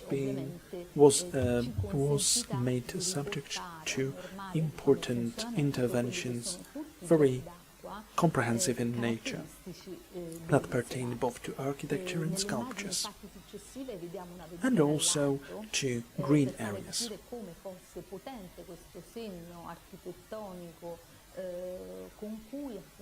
It let us restore the regular functioning of all fountains that are a distinguishing feature of this pond. We see here another view. This view provides us with an overall image of how this design gets represented in practice, something that is supposed to evoke the intersection between architecture, green and water and sculpture. These are all components which matter a lot. As we can see in the incisions from the 19th century, there is this image of the fountain with ocean. This is when all this fountain functioned. This is a very important challenge that we needed to accept. This is not an easy task. We need to deepen our knowledge and provide for further research. And we hope that the very functioning of all these systems can be restored within the ponds, within the Isle Pond in this case. And for years now, these systems have not been operational, as inhabitants of Florence have already been accustomed to seeing them not working, but this is our overarching goal for them to restore their function, and this is a very important element of the plan that we have for the years to come. And this is a very important part of the entire Boboli Garden. I'm taking floor again after a very great supplement presented by my colleague Paola Ruggieri. She has focused in her presentation on architectural elements. Now what remains us to do is to answer the last question that we posed. In my presentation, we were trying to stress a few elements that will make us understand what was the past and what is now the present of this garden. But now, what we are striving for, where are we going now? So here, just to be able to put this response in the proper framework, we should be aware of a few things. In this graph that you can see, we see the last 5 years. Of course, 2020 is a very particular year for all of us due to pandemic. Nevertheless, since 2015, from 2015 on to 2019, we can see a growing trend of more and more visitors coming in to the Boboli Garden, and this is a trend which is very significant from our point of view. And as curators of this place, we have to be confronted with very many challenges. These are the challenges that have already been addressed by my colleague Paola Ruggieri. This is connected to knowledge and to this sole fact that this place is becoming more and more open. Therefore, it has to have its proper voice. It has to be able to tell its story, speak its mind, so that this story can be known and learned by the visitors, so that they can go deep into this history. And we should be basing upon an equilibrium between various elements. It shouldn't be just a place to pass through, to run through. It has to be a place to tell events of a political nature, to tell a place that tells events about this rediscovery of culture. It has to be a catalyst for this renewed interest in culture. This place should also serve to raise awareness that collections are objects to be passed through to next generations. And now, the overall result of Galleria Uffizi is something that assumes this task of institutional nature. This is usually a silent spot, because the garden is usually a silent spot.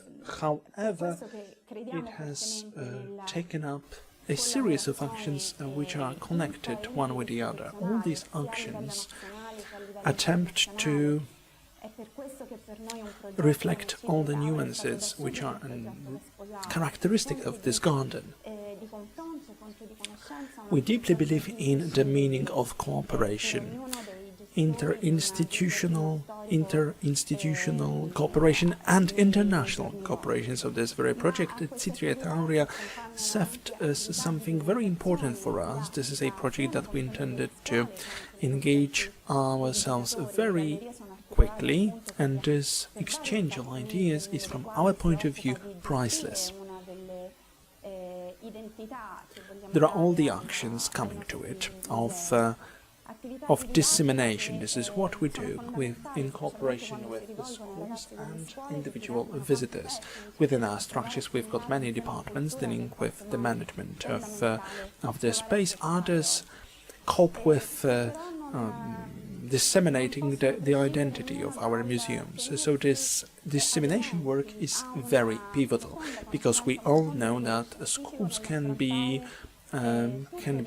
hugely absorbent of our communication. Whatever we sow now, we can have as a crop in the future.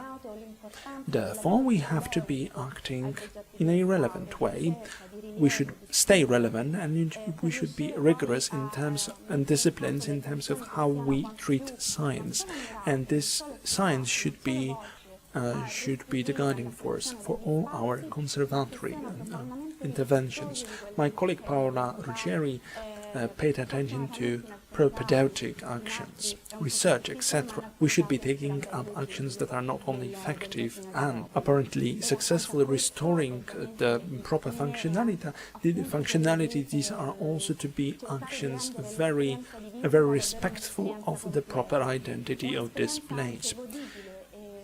There are things which make us go back to the past, what happened to these gardens over the past years. We want for this experience of the visit in a Boboli Garden to be a complete experience. We want it to be remembered keenly. If you are in a garden, you want to stay there. You don't want to escape as soon as possible. And so we have prepared a vast repertoire of services that we provide to our visitors. We want this place to be flexible and to be able to respond to new identities. We want this place to be one that acts in accordance with the spirit of the contemporary times. Here we see the exhibition of the contemporary art, and this contemporary art can add up this very important dimension.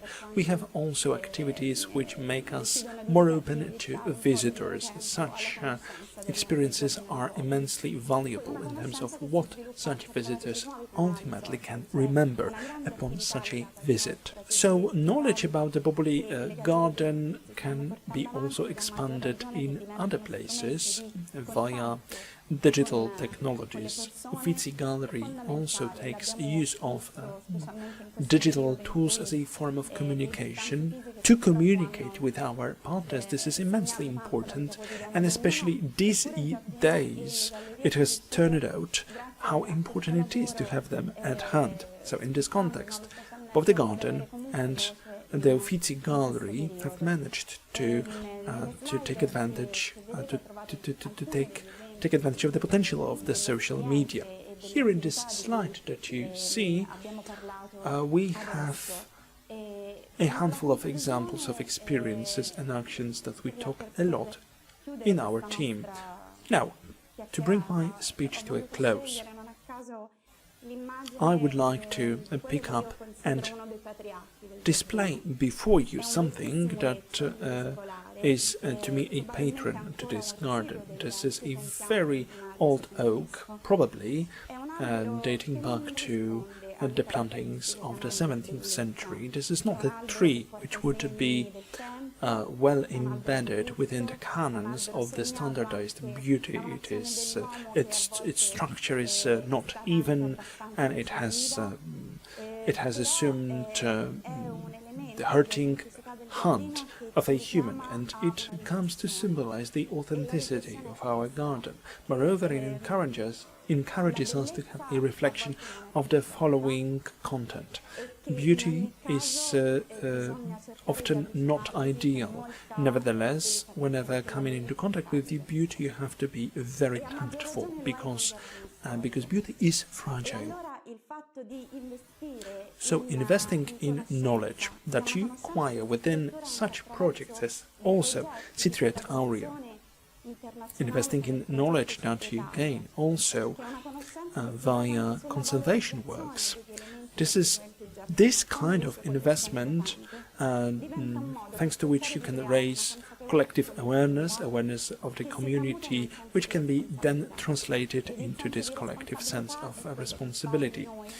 Eventually, it can help all of us feel ourselves guardians of this heritage, and this is also the goal that we set for ourselves within the framework of conservation works that we've got in Boboli Gardens.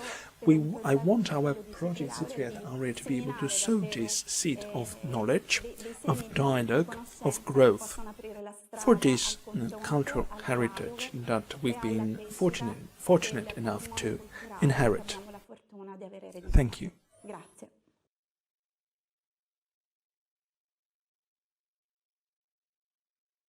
Good morning, my name is Gianni Simonti. I'm one of the engineers, technicians working in the Boboli Garden. From the perspective of this technical side, I'm responsible for catering for the needs of citrus trees. Within this presentation, I would like to focus on the citrus collection, whose traditions span throughout 470 years. I myself decided for the birth of citruses to be made coincide with the creation and development of the Boboli Garden, upon the request of Cosma III de' Medici and his Cosma I de' Medici and his wife Eleanor of Toledo. Why have I decided to make this tradition of citrus collection overlap with the development of the garden? It is due to the fact that Cosma I here in Boboli continued his iconographic interest, which he brought from other gardens that he owned at Villa Real di Castel, for example. This is where citruses were to come to stand for and symbolize to be of fundamental value for the entire garden. Within what has already been created within a Villa Real, we can outline a few elements which are very important. Sculpture and sculpture of statues. Here we see, for example, the statue of Hercules. This and other sculptures were set to glorify the accomplishments of Cosma I de' Medici as the one who had managed to unify the Duchy of Tuscany. This is what was present in the Villa Real. And the story is that the Grand Duke gets impersonified as Hercules combating Antaeus. This is where the virtues of morals, high morale and intelligence comes to be combined with each other. There's yet another myth that is worth mentioning, the myth of Hesperides. This is where the Grand Duke sees himself as the participant of the 11th labor of Hercules. Hercules was supposed to conquer the Hesperides, who themselves come to personify intelligence. Back in the Renaissance times, in Italy, what was commenced was this kind of collection, traditions in collectionisms. Those collections were run by the Medici family, dispersed throughout Tuscany. Citruses were present there too, but coming back to the 11th labor of Hercules, the Hesperides were to come to personify to intelligence on the one hand, on the other hand, they were to symbolize eternal life. There is yet another pivotal aspect from the point of view of collecting citrus trees.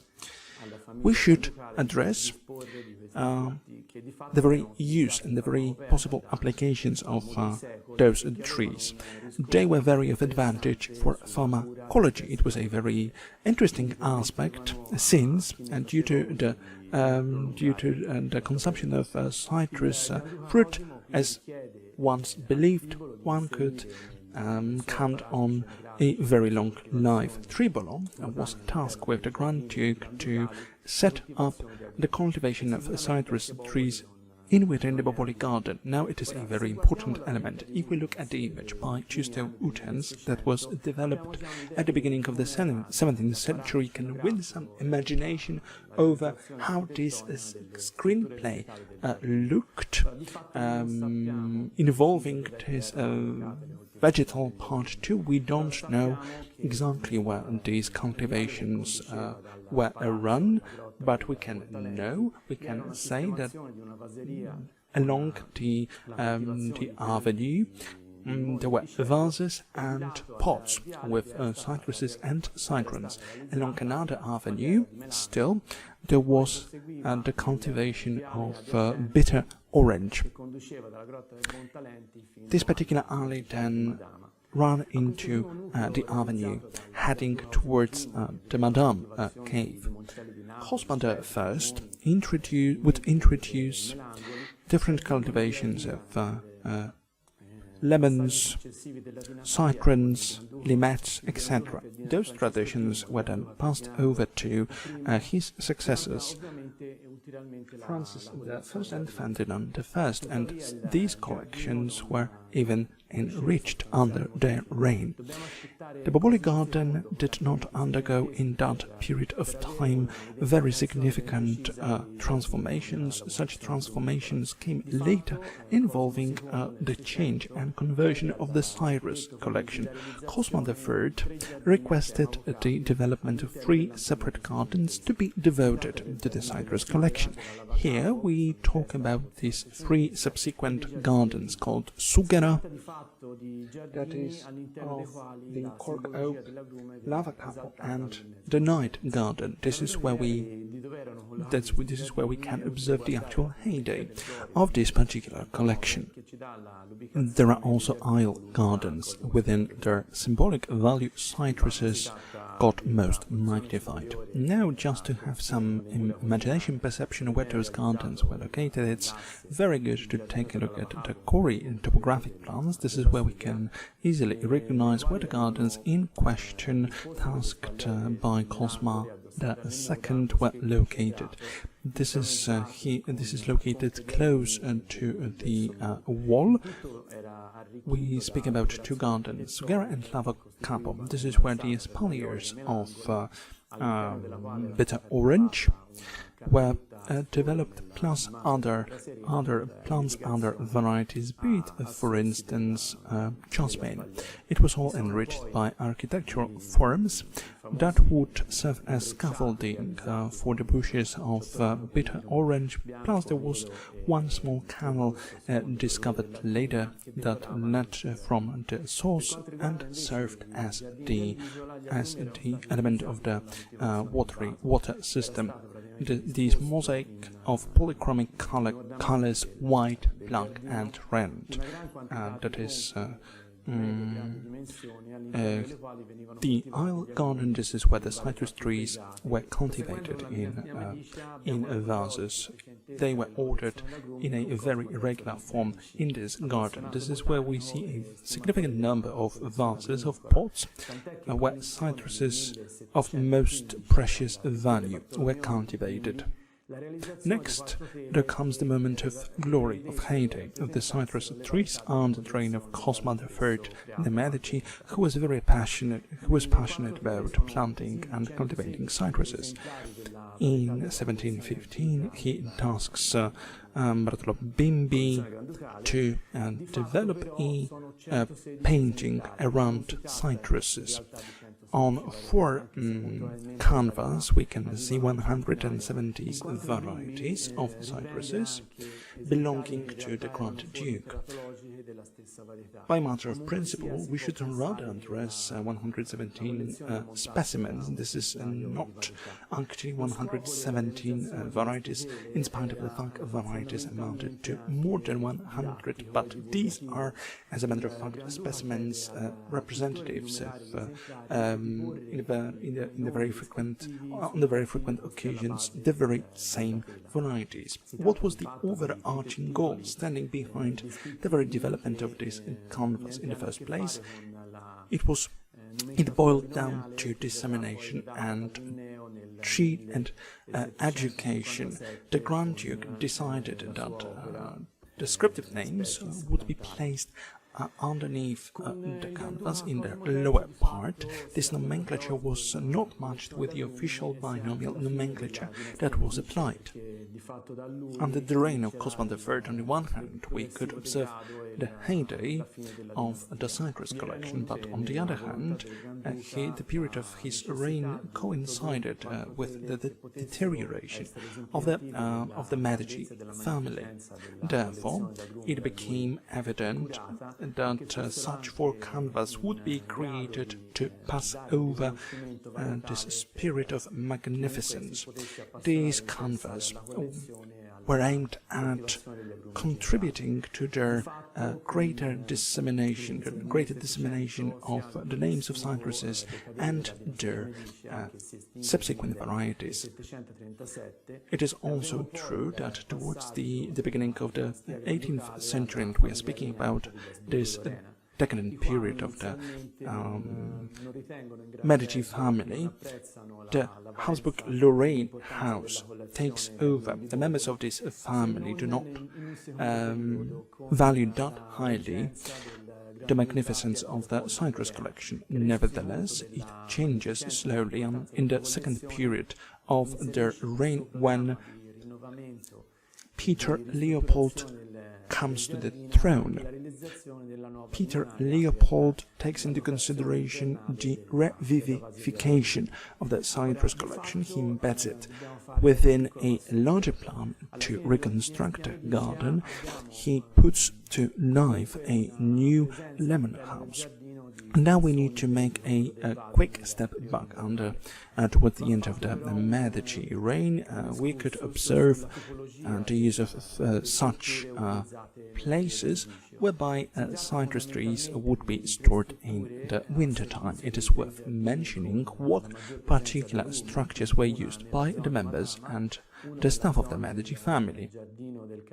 Here we had three rooms serving the needs of three gardens. Number one in the area of the Madame Garden, another one in the area of the Night Garden, and the third one that served the collection of citruses that were exhibited on the aisle. These rooms, these capacities were insufficient, according to Peter Leopold. Therefore, he makes a decision for this lemon house to come into being. The construction is concluded in 1787. The difference of this lemon house, and that was developed under the Lorraine Habsburg reign, when we compare it to the structures of the Medici times, we see that this newer garden also exemplifies decorative elements, embellishments.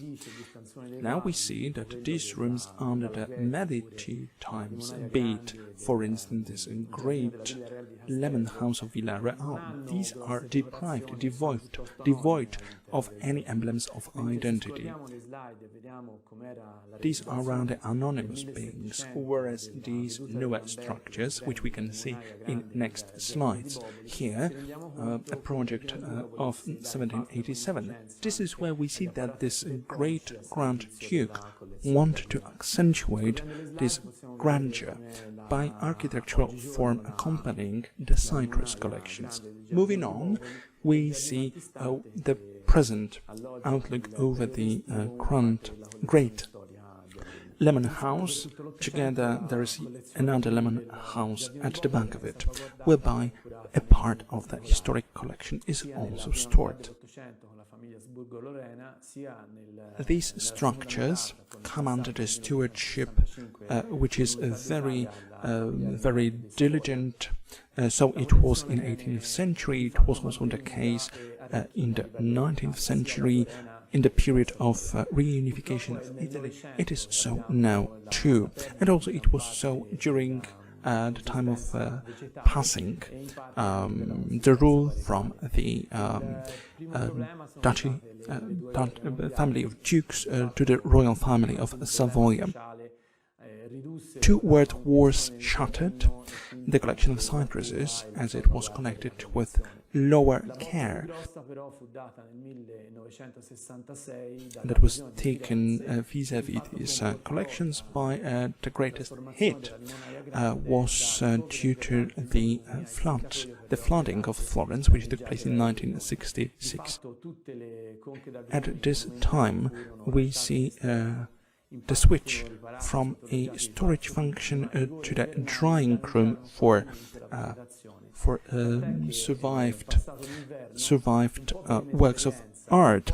Back then, citrus collection was stored either in the exteriors or within the Palazzo Pitti.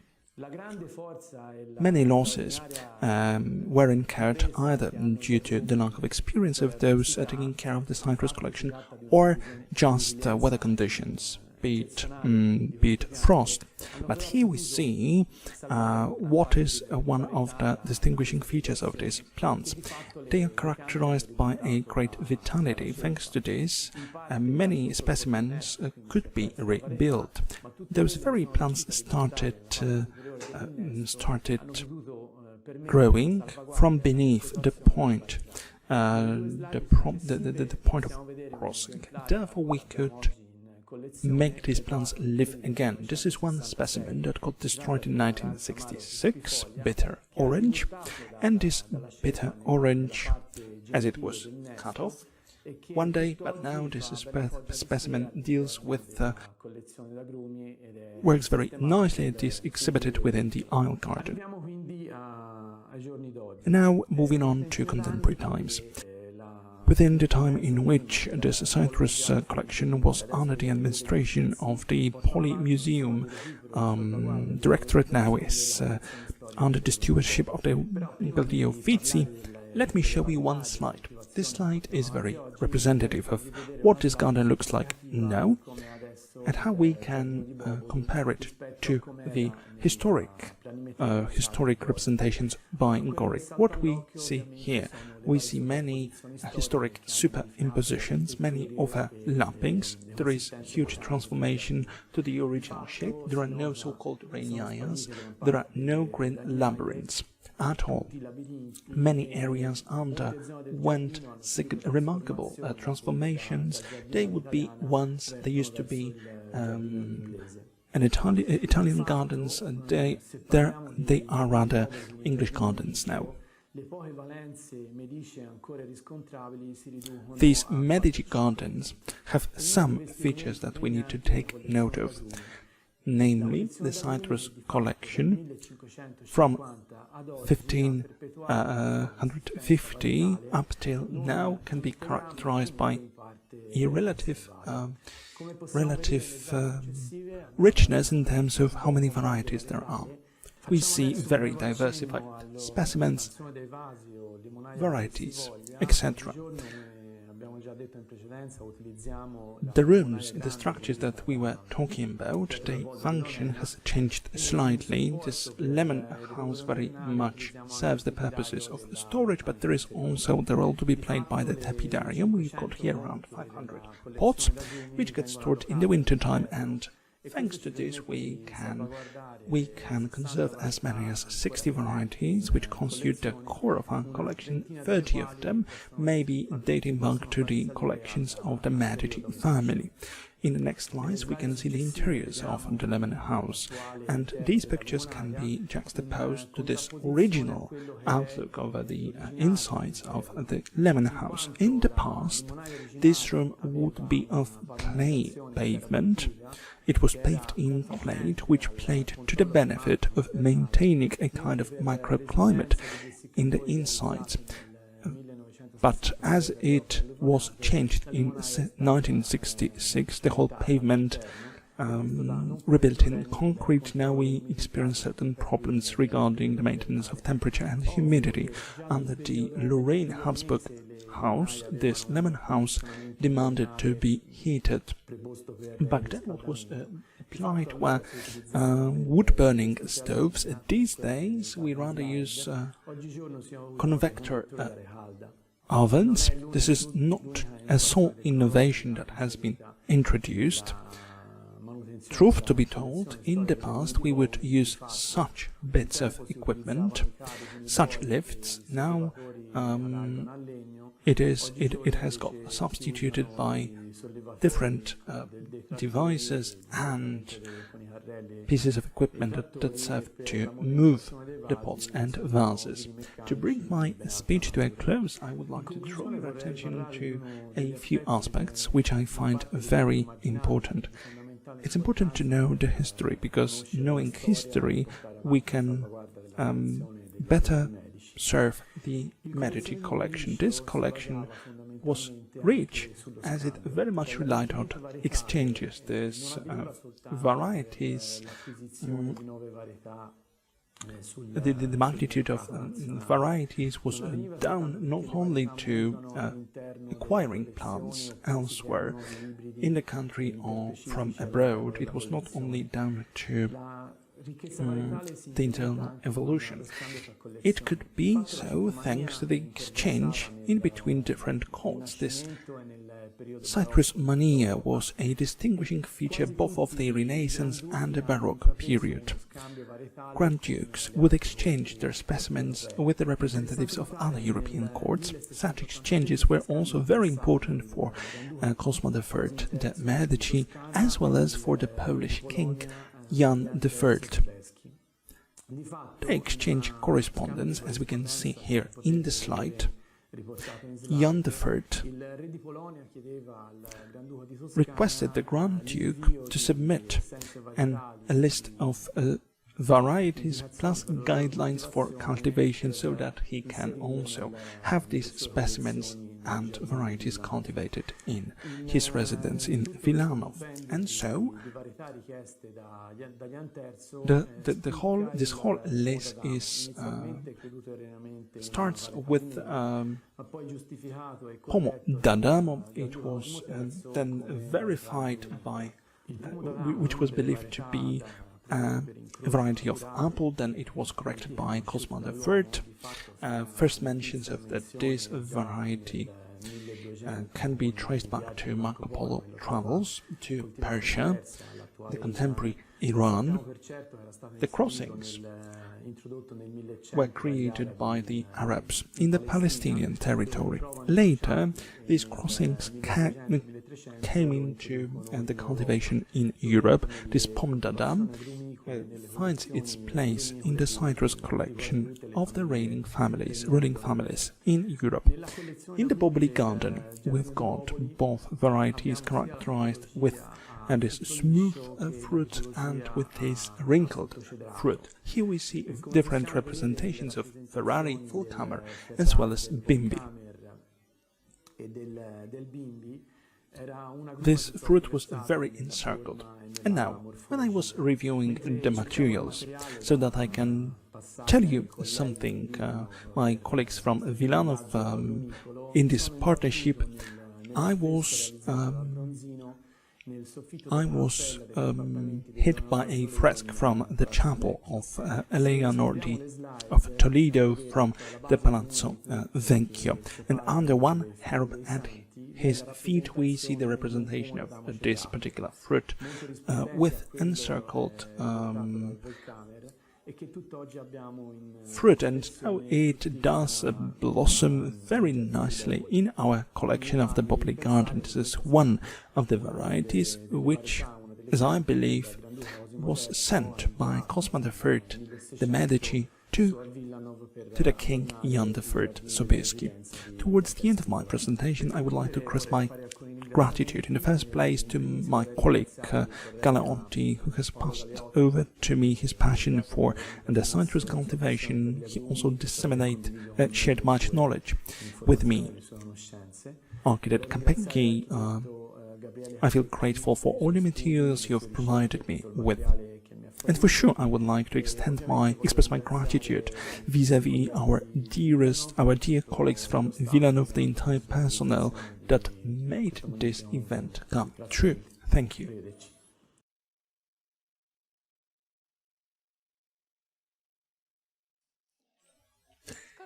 There are myths and legends associated with each historical collection, and this is, of course, the case with the Nieborów collection. That is, how much truth is there in the legend? The collection of citrus trees, known as the Nieborów collection, is one of the most famous collections of exotic plants in Central Europe in the 18th and 19th centuries. Its history connects the Saxon city of Dresden, the intercultural Nieborów, and the Russified Warsaw, and is in itself full of many dramatic episodes. The collection dates back to the first years of the 18th century, when the King of Saxony, August II the Strong, enchanted by the beauty of Anna Hoym, later Countess Kossel, built palaces for her and embellished gardens with orange trees. And this is how the famous garden of the Hesperides was created in the courtyard of the constantly expanded Zwinger Palace. decorated with the custom and taste of the century. In the quarters there are flowers planted with boxwood, with fountains, caves, and ornaments rich in methodological figures. Orange groves arranged from trees. The king reportedly gathered about 4,000 orange trees in his collection. King August the Strong, known for his sensitivity to the fair sex, felt equal weakness towards citrus trees, which he accumulated until the end of his life. Józef Ignacy Kraszewski, in the pages of his novel entitled The Countess Kozel, reports that in 1733 the king sent a scientific expedition to Africa, where, as ballast, 400 felled orange trees were thrown into the ship to be used for turning. After the expedition returned to Dresden, the trees were planted, and reportedly most of them came to life. And here is the first myth or the truth. The above-mentioned 4,000 trees adorned many gardens of Saxon residences, not only royal ones, of course, in Pilnitz, Grossedlitz, Bad Muskau. In some of them, this tradition is still maintained today. August the Strong's love for Anna Kozel lasted only a few years. Then the countess was imprisoned for 49 years in Stolpen Castle. After the king's death, the Zwinger's collection of citrus trees was probably inherited by the daughter of August and Anna Kozel, Frederick, wife of treasurer Frederick Christian Moszyński. This collection remained in the hands of the Moszyński family until the end of the 18th century, and this was when the Polish duchess Helena Radziwiłłowa, wife of the last Vilnius voivode Michał Hieronim Radziwiłł, desired to buy it back. The duchess was quite determined collector of ancient art. For over a dozen years, Arcadia Park was being created under her watchful and demanding eye. It was a mythical, idyllic, sentimental, romantic, but above all, an ancient land in which citrus trees would look great.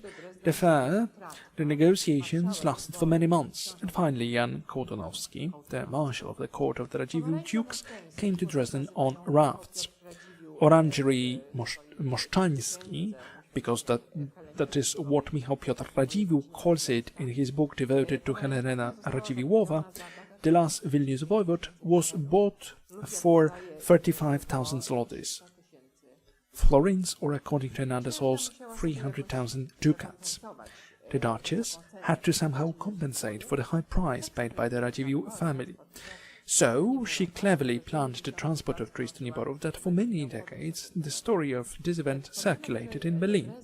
As mentioned above, the name Kortonowski, a trusted court marshal, and for the duration of the escapade called Admiral, came to Dresden.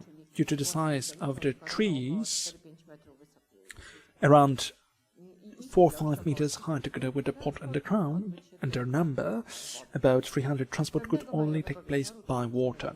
On May evening in 1785, the Duchy of Radziwiłł visited Beloew Castle, which belonged to August Frederick Hohenzollern, younger brother of the ruling king of Prussia, Frederick William II. It was a courtesy visit in connection with the planned marriage of their son Antoni and the daughter of the Duke of Hohenzollern, Louisa. And so, after lunch, a large group of guests began to spread out on the garden terraces above the Spree river, when the sudden cry of voivode daughter standing by the window gathered the curious people. The duchess was pointing towards the river. It was all described by Michał Piotr Radziwiłł. Of course, along the river, amid the sounds of music, a flotilla of rafts, with Admiral Kortonowski at the helm, spread around the wonderful scent of orange blossom illuminated by Venetian lamps. This is how Duchess Helena has already presented her orangery. It goes beyond any doubt that, wanting to impress the Hohenzollern and the future father-in-law of her son, Antoni, she invited all the guests to the party on the rafts. The next day the flotilla sailed further down the Spree to reach Gdańsk. We do not know whether it was further along the Havel and the sea or through some canals, many of which were already built in Pomerania. Then they sailed from Gdańsk to Wyszogród on the Vistula River against the current, near the town of Wrocław, the prince had his port in Pieczyska. Both the literature and the documents collected in the archives are silent about the way of transporting trees from the port to Nieborów. Was it still on the Bzura River? And would it allow us to get 8 kilometers closer to Nieborów? Or was it from Wyszogród, and these several dozen kilometers were carried out on some special carts? Unfortunately, we don't know that. In order for this wonderful collection to be displayed in Nieborów, Duke Michał Hieronim had to build a new, second, much larger orangery. This is the design of the first orangery, and this orangery had not been rebuilt, amplified anymore, and it still exists in only 2 such parts. And this is the design of the second orangery, the construction of which was commissioned by the same architect, Szymon Bogumił Cuk, and the resulting structure was 357 feet long, 23 feet wide and 23 feet high, and 1 foot of the new point measure is equivalent to 0.228 meters. A delicious Tuscan colonnade on the south facade adorned this new orangery. Having 2 beautiful conservatories at their disposal, the collection also includes a part of the former collection of the Lubomirski family from Wilanów. This collection was bought back from its next owner, Prussian diplomat Ludwig Heinrich Buchholz. Buchholz, when leaving Warsaw, was simply not able to take her back to Poznań, and this is how these impressive grenades, laurels, and myrtles were delivered to Nieborów, and I'm going to show it to you. Those beautiful trees. And this is, for instance, the pomegranate tree, which Jan Wagner titled Nieborów, and is signed as a pomegranate tree from the collection of Marysinka Sobieska. So this is this little thread that perhaps connects us with Wilanów. And in total, this Nieborów collection consisted of about 370 plants. Of course, this number was different every year because it is a living material and is subject as such to the inexorable laws of nature. And the aforementioned inventory from 1814 informs us that there were 275 orange trees, 36 lemon trees, and 6 so-called Adam's apples. Moreover, magnolias, royals, camphor trees, laurel trees, myrtles, cypresses. In 1824, sweet and bitter oranges, 286 lemons, 35 pomme d'Adam, 6 pomegranates, 16. And these are Wilanów pomegranates. In 1833, trees were valued, and their age was estimated. And so, orange trees about 300 years old in demand of 5, about 250 years, 20, 39 100-year-olds and 8 100-year-old grenades. On one of the lemon trees back in 1901 there was a metal plate with the inscription, "I was born in Palermo, moved to Saxony for the play of the king. Turner. I matured under a different sky. At the beginning of the 20th century, I count the lives of 8 centuries, with the date January the 1st, 1901. This plate, of course, is lost, and this bush and this blade are no longer with us. We repeat the information only after Jan Wegner, and he in turn after the information obtained from the Krasiński library, which we cannot check either, as most of this collection was burned down during World War II. And this information about trees growing in Sicily, does it have anything to do with Elia's scientific expedition to Africa? Perhaps it was in Sicily that these big trees were loaded. And here I'm puzzled by this mention of the King Turner, and it was brought to the turning hands. This entire collection in Nieborów was about 74 years. old at that time. It was described by many visitors to Nieborów in many memoirs, diaries, travel letters. For example, Klemena Hoffman writes in her fifth volume of works, but the orangery visitors to Nieborów are most puzzled.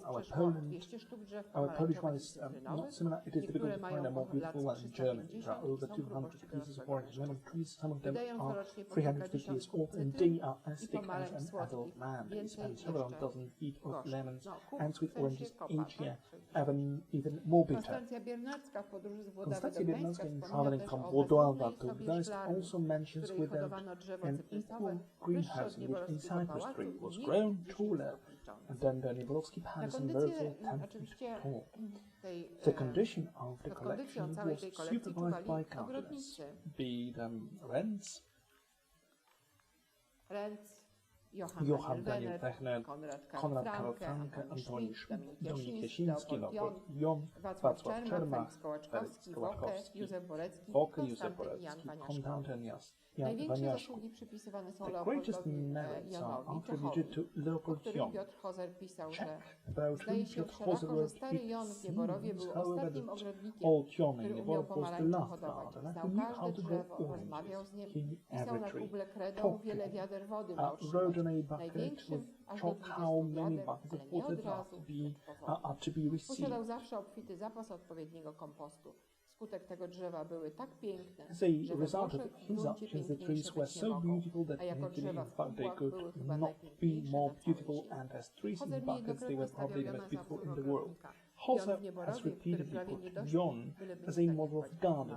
Jon in Nieborów, who will hardly get enough sleep as long as he does not neglect the oranges.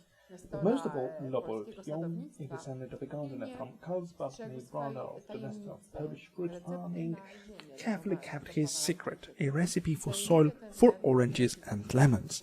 This secret was revealed only several decades later by his student Felix Kołaczkowski, who successfully used it himself in his gardening career.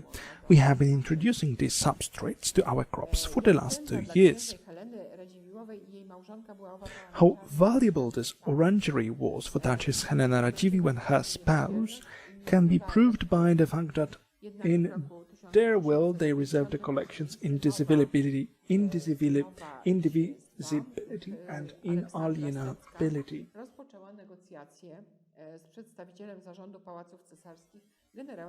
However, in 1858, the daughter-in-law of Duchess Helena Aleksandra Stecka began negotiations with the representative of the Imperial Palace's board, Lieutenant General Ignacy Abramowicz, which resulted in division of the collection and the sale of its better part to Tsar Alexander II. And a strange thing happened, as the collection was sold in 1858, but for 12 years it stayed in Nieborów. Its maintenance was provided by the administration of imperial palaces, so it's called Eat a Cake and Have a Cake. This collection remained in Nieborów for another 12 years.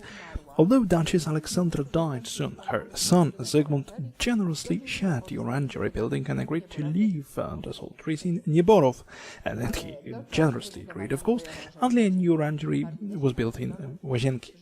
Incidentally, it should be added that the orangery in Nieborów was in a very bad condition and so required many renovations. In the archives of the Palace Board Imperial, now in the Central Archives of Historical Records, bills for the renovation of heating channels, roof windows, and new orange tree buckets, for example, 41 rubles for 41 buckets, have been preserved. Bills for the renovation of heating channels and gardeners had to care for plants have been preserved. Already in 1858, Jan Waniaszek was delegated to Nieborów, a gardener from the Czech Republic who had excellent references, among others from the Liechtenstein Orangery, from Horka and the gardens of Prague. After many years spent in Nieborów looking after the imperial orangery, he was taken to Łazienki, together with trees, and soon became a gardener. In Ogrodnik Polski it was written that the orange trees he cultivated are both the pride of Warsaw and an excellent testimony to the gardener who cares for them. 1805 accepted Russian serfdom in the orangery of Nieborów, apart from the exquisite specimens sold to the Tsar. there were also specimens that were to remain in Nieborów. They were uglier, smaller, sick. These trees were looked after by the gardeners of Duke Zygmunt. Leopold Jon unfortunately died in April 1858, or was it just a coincidence? Even though Jose called him Old Jon, he was only in his 50s, so we suspect that perhaps the news of his willingness to sell the collection helped him a little bit with his death. In 1861, Józef Borecki, a young gardener who had been working in Arcadia for several years, was transferred to Nieborów, and perhaps it was he who looked after the oranges that were transported to Arcadia for the summer in the amount of about 100. In 1865, he became the chief gardener in Nieborów, and in the report, which was presented by the Honorable Administration, he writes, point 83, a sick orange was brought to life almost without leaves for 8 years. Point 39, all the smaller lemons and oranges have been exaggerated and brought to full health. Today they have covered themselves with fresh, good paint and a leaf, and a flower, and even some fruit. After many years of preparations on the part of the new owners, and finally in 1869, 3 orange trees were transported by train from Łódź to Warsaw for trial. It required special wagons and cranes. Here are some pictures that show you all the machines used for this transport.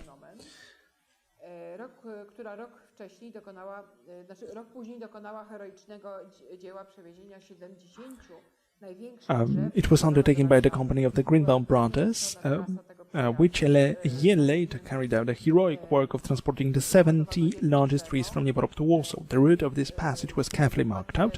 1 tree was loaded per wagon. All the stops and the time the journey was supposed to take were carefully calculated, and the Greenbaum family still had to pay a deposit for the duration of this adventure. A very detailed contract was concluded, and this may serve as an example of how to conclude such a contract, and this contract amounted to 1,742 rubles. The venture lasted from May the 22nd to June the 25th, 1870. The remaining smaller trees were transported by rail. The collection was sold with 228 rubles.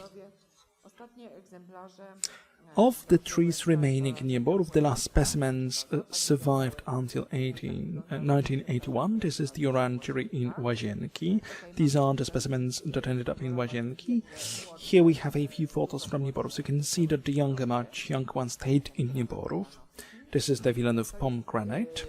It is probably the oldest orange tree. It lived to see 1981. Such was the decor interbellum period of our flower floor.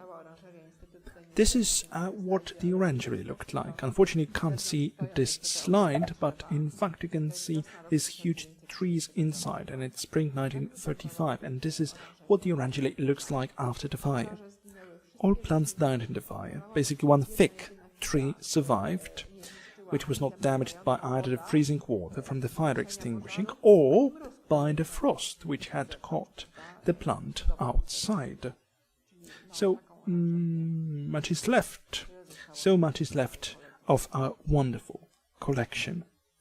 This is a new orangery, which was pulled down after the collection was sold.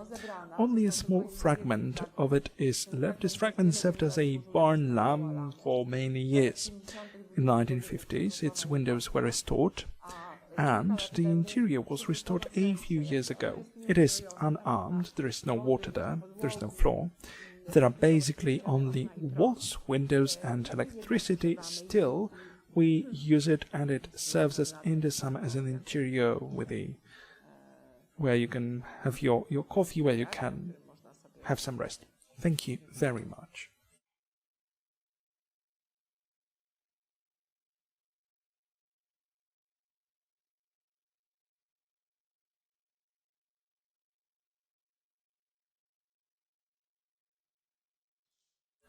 Orangeries of Łazienki Królewskie, facts and legends about collections of citrus plants. Ladies and gentlemen, in the presented material I will briefly outline the figure of the founder of Łazienki, the history of the garden and orangeries, that is, objects in which we store citrus plants in winter and which serve to embellish the garden in the summer. The creator and founder of the Łazienki Królewskie was the last Polish king, who reigned in 1764-1795. A very well-educated king with extraordinary political intuition, aware of the need for changes. He surrounded himself with enlightened people. He followed fashion and news from Europe and introduced them in Poland.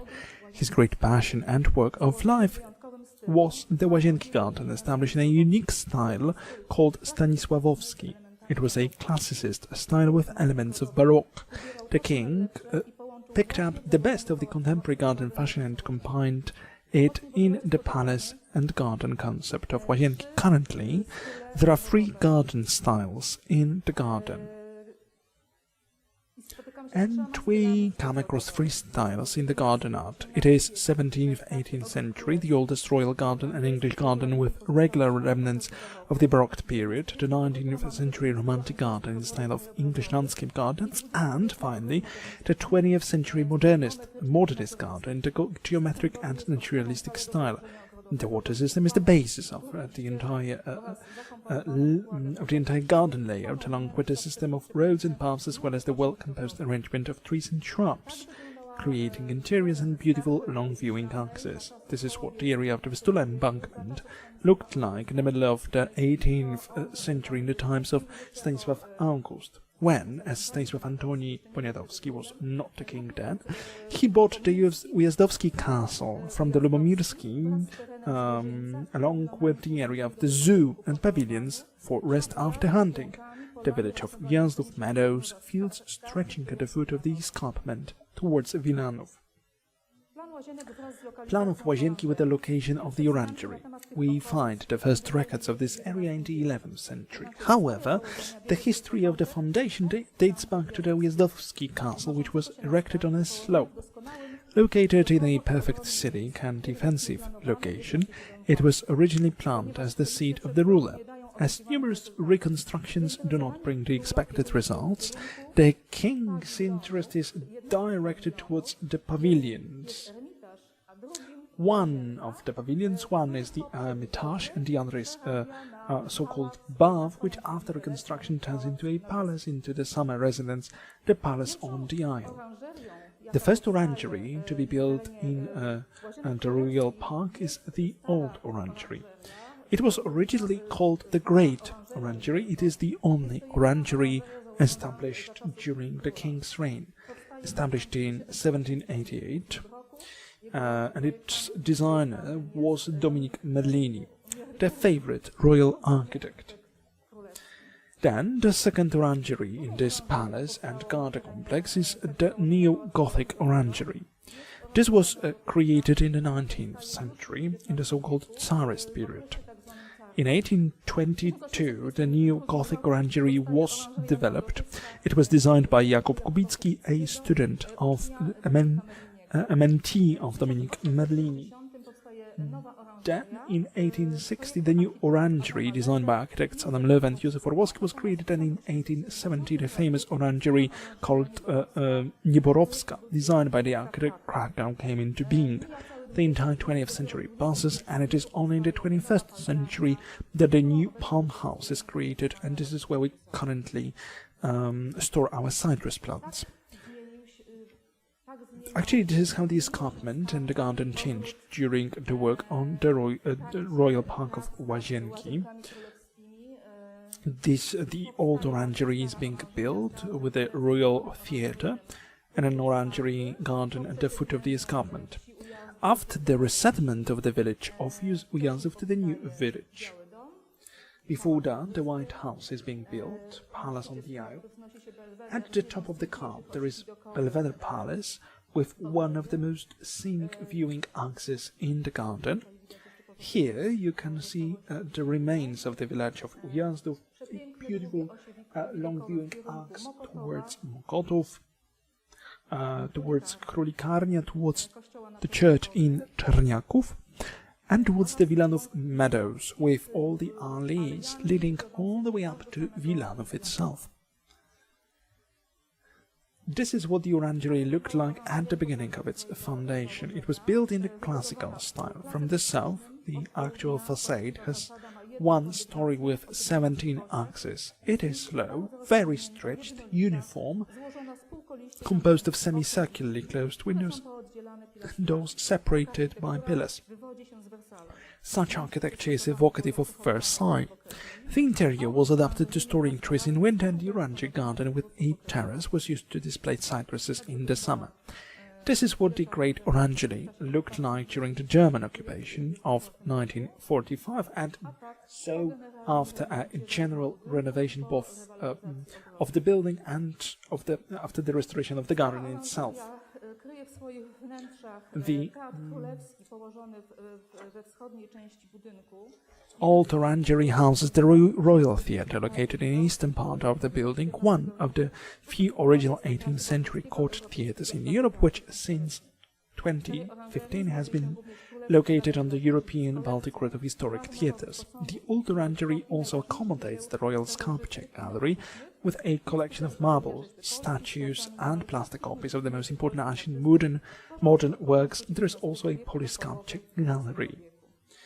This is what the interiors of the orangery itself looked like before the general renovation. We see the walls painted green, an earthy and gravel surface, and under this surface there were heat channels that would supply heat to the orangery in the winter season. And this is what this orangery looks like after a general renovation. And please imagine now that original frescoes designed by Jan Christian Kamzec under these layers of paint. And until now, it had been thought that these murals were only designs. And during the actual restoration works, they were discovered and restored exactly as they were designed by the royal architect. The Orangery Garden has also undergone a major reconstruction. The layout of the garden plots, made in accordance with the revalorization project, was changed after the quarries and historical research were carried out. Drainage and new mineral surfaces were made. The selection of plant species changed. Automatic irrigation of greenery was set up, and later perennial beds were established on lawns. One thing has stayed intact. Every year, from the end of May to October, trees from the orangery are brought into this garden, and they come here to decorate this garden as well as the new orangery.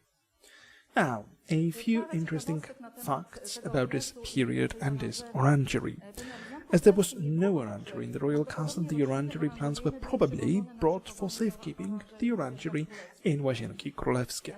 Sources say that not only castle plants were kept here, but also orangery trees and shrubs from Jabłonna and from Na Książęcym garden, from the gardens of the king's brothers. The inventory made in 1781 lists in the orangery Wielka, Great Orangery, oranges, lemons, myrtles, lorries, pomegranates, and very fashionable at that time, primroses of various varieties. The same inventory, made in 1781, gives the devices with which orangery trees were tended. And these were, for instance, iron hooks for carrying trees from the orangery, and a wooden elevator forged with iron for transplanting trees from the orangery. It may indirectly prove that the trees in the orangery were magnificent. The estimate of the royal property from 1786 states that the trees and plants in the orangery were worth 6,309 ducats. If converted into the currency introduced by States of August, it was 113,562 Polish zlotys. Estimating for today, it would be over 3,340,000 PLN. So the cost of the collection, which was kept in the old orangery by Stanisław August, was indeed significant. This is what the garden looked like after the revalorization, after the renovation spring 2016 and this summer. Another orangery in the Łazienki Garden is the Neo-Gothic Orangery, and as I said, it was developed in 1822 upon the design by Jakub Kubicki. This is already the Tsarist period that we are maneuvering in. The Tsar buys Łazienki Królewskie from the heirs of Stanisław August.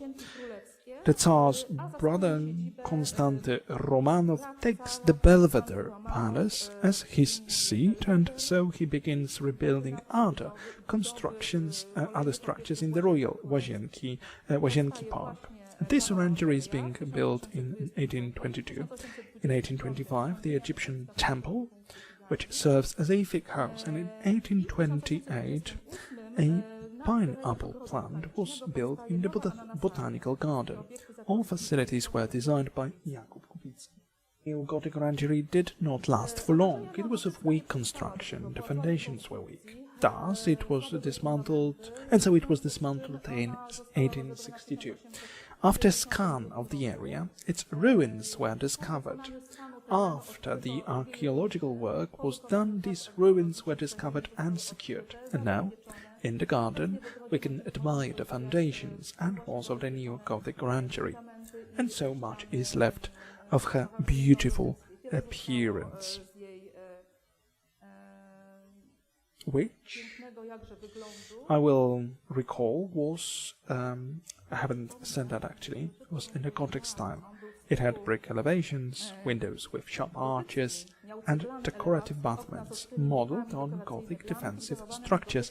As you can see, the drawing shows a very impressive object with an arranged garden in front of it, near the Belvedere Pond. The next orangery, which replaced the Neo-Gothic Orangery, was the New Orangery. As gardeners had previously reported that the Neo-Gothic Orangery was in a very bad condition, this one was built in 1860, before the Neo-Gothic Orangery was demolished.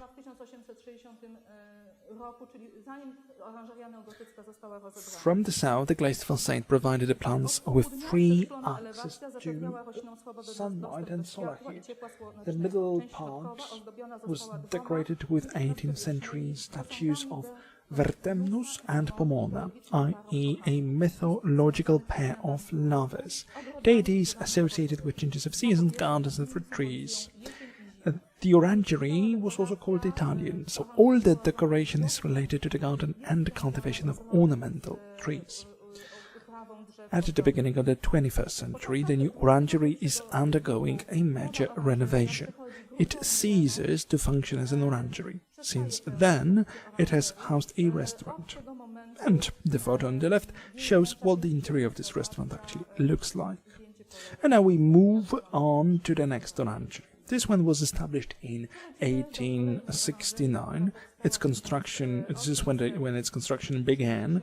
It was specifically built to store the Nieborów collection in this venue of Łazienki. And here I will take over from Mrs. Agnieszka Chmielewska from Nieborów, who told you how it happened that such a valuable collection from the Dresden Zwinger went to Poland, to the town of Nieborów, and then it arrived to Łazienki. In 1858, the management of the Tsar's palaces buys the administration of the Tsar's palaces buys the entire collection from the Radziwiłłs of Nieborów for 280,000 rubles. So it is almost 1,900,000 Polish zlotys. So let me remind you that the collection of Stanisław August cost 113,000. The Nieborów collection is 1,900,000. The cost of transporting the entire collection to St. Petersburg was so significant that the Tsar decided not to transport the collection whatsoever.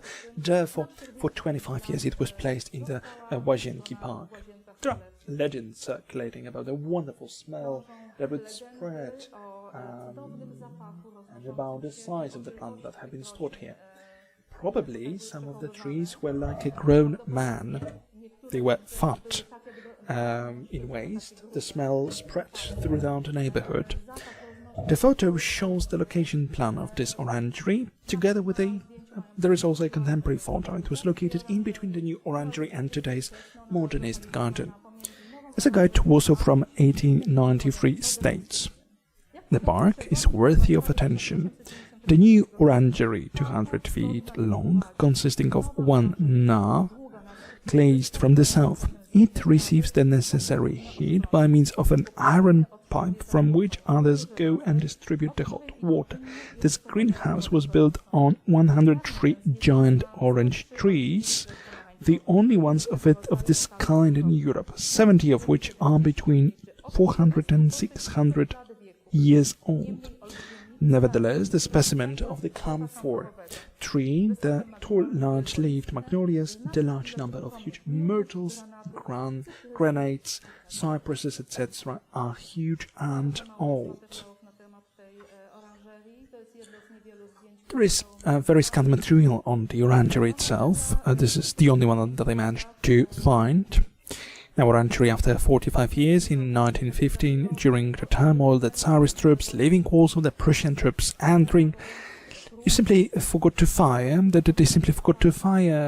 the garden and did not manage. In a word, during the cold winter of 1915, the entire priceless collection freezes, and so it is lost.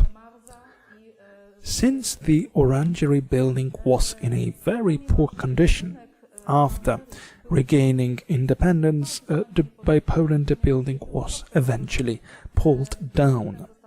In the 21st century, in 2016, the construction of the new Palm House began.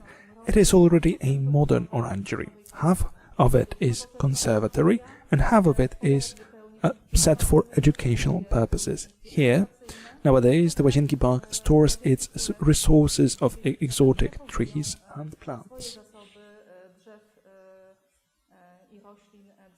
Now Łazienki owns 36 citrus trees, including mandarins, bitter oranges, lemons, kumquats, and 24 European olive trees. This is what our collection looks like in the wintertime in the new Palm House as it was stored. And as you can see, almost all the plants are already in new pots. Those pots were designed and made according to the research, in accordance with the drawings by Zygmunt Vogel. In 2018, all the citrus trees were transplanted into these new pots. Thank you very much for your attention, and I invite you here to visit the Royal Park of Łazienki.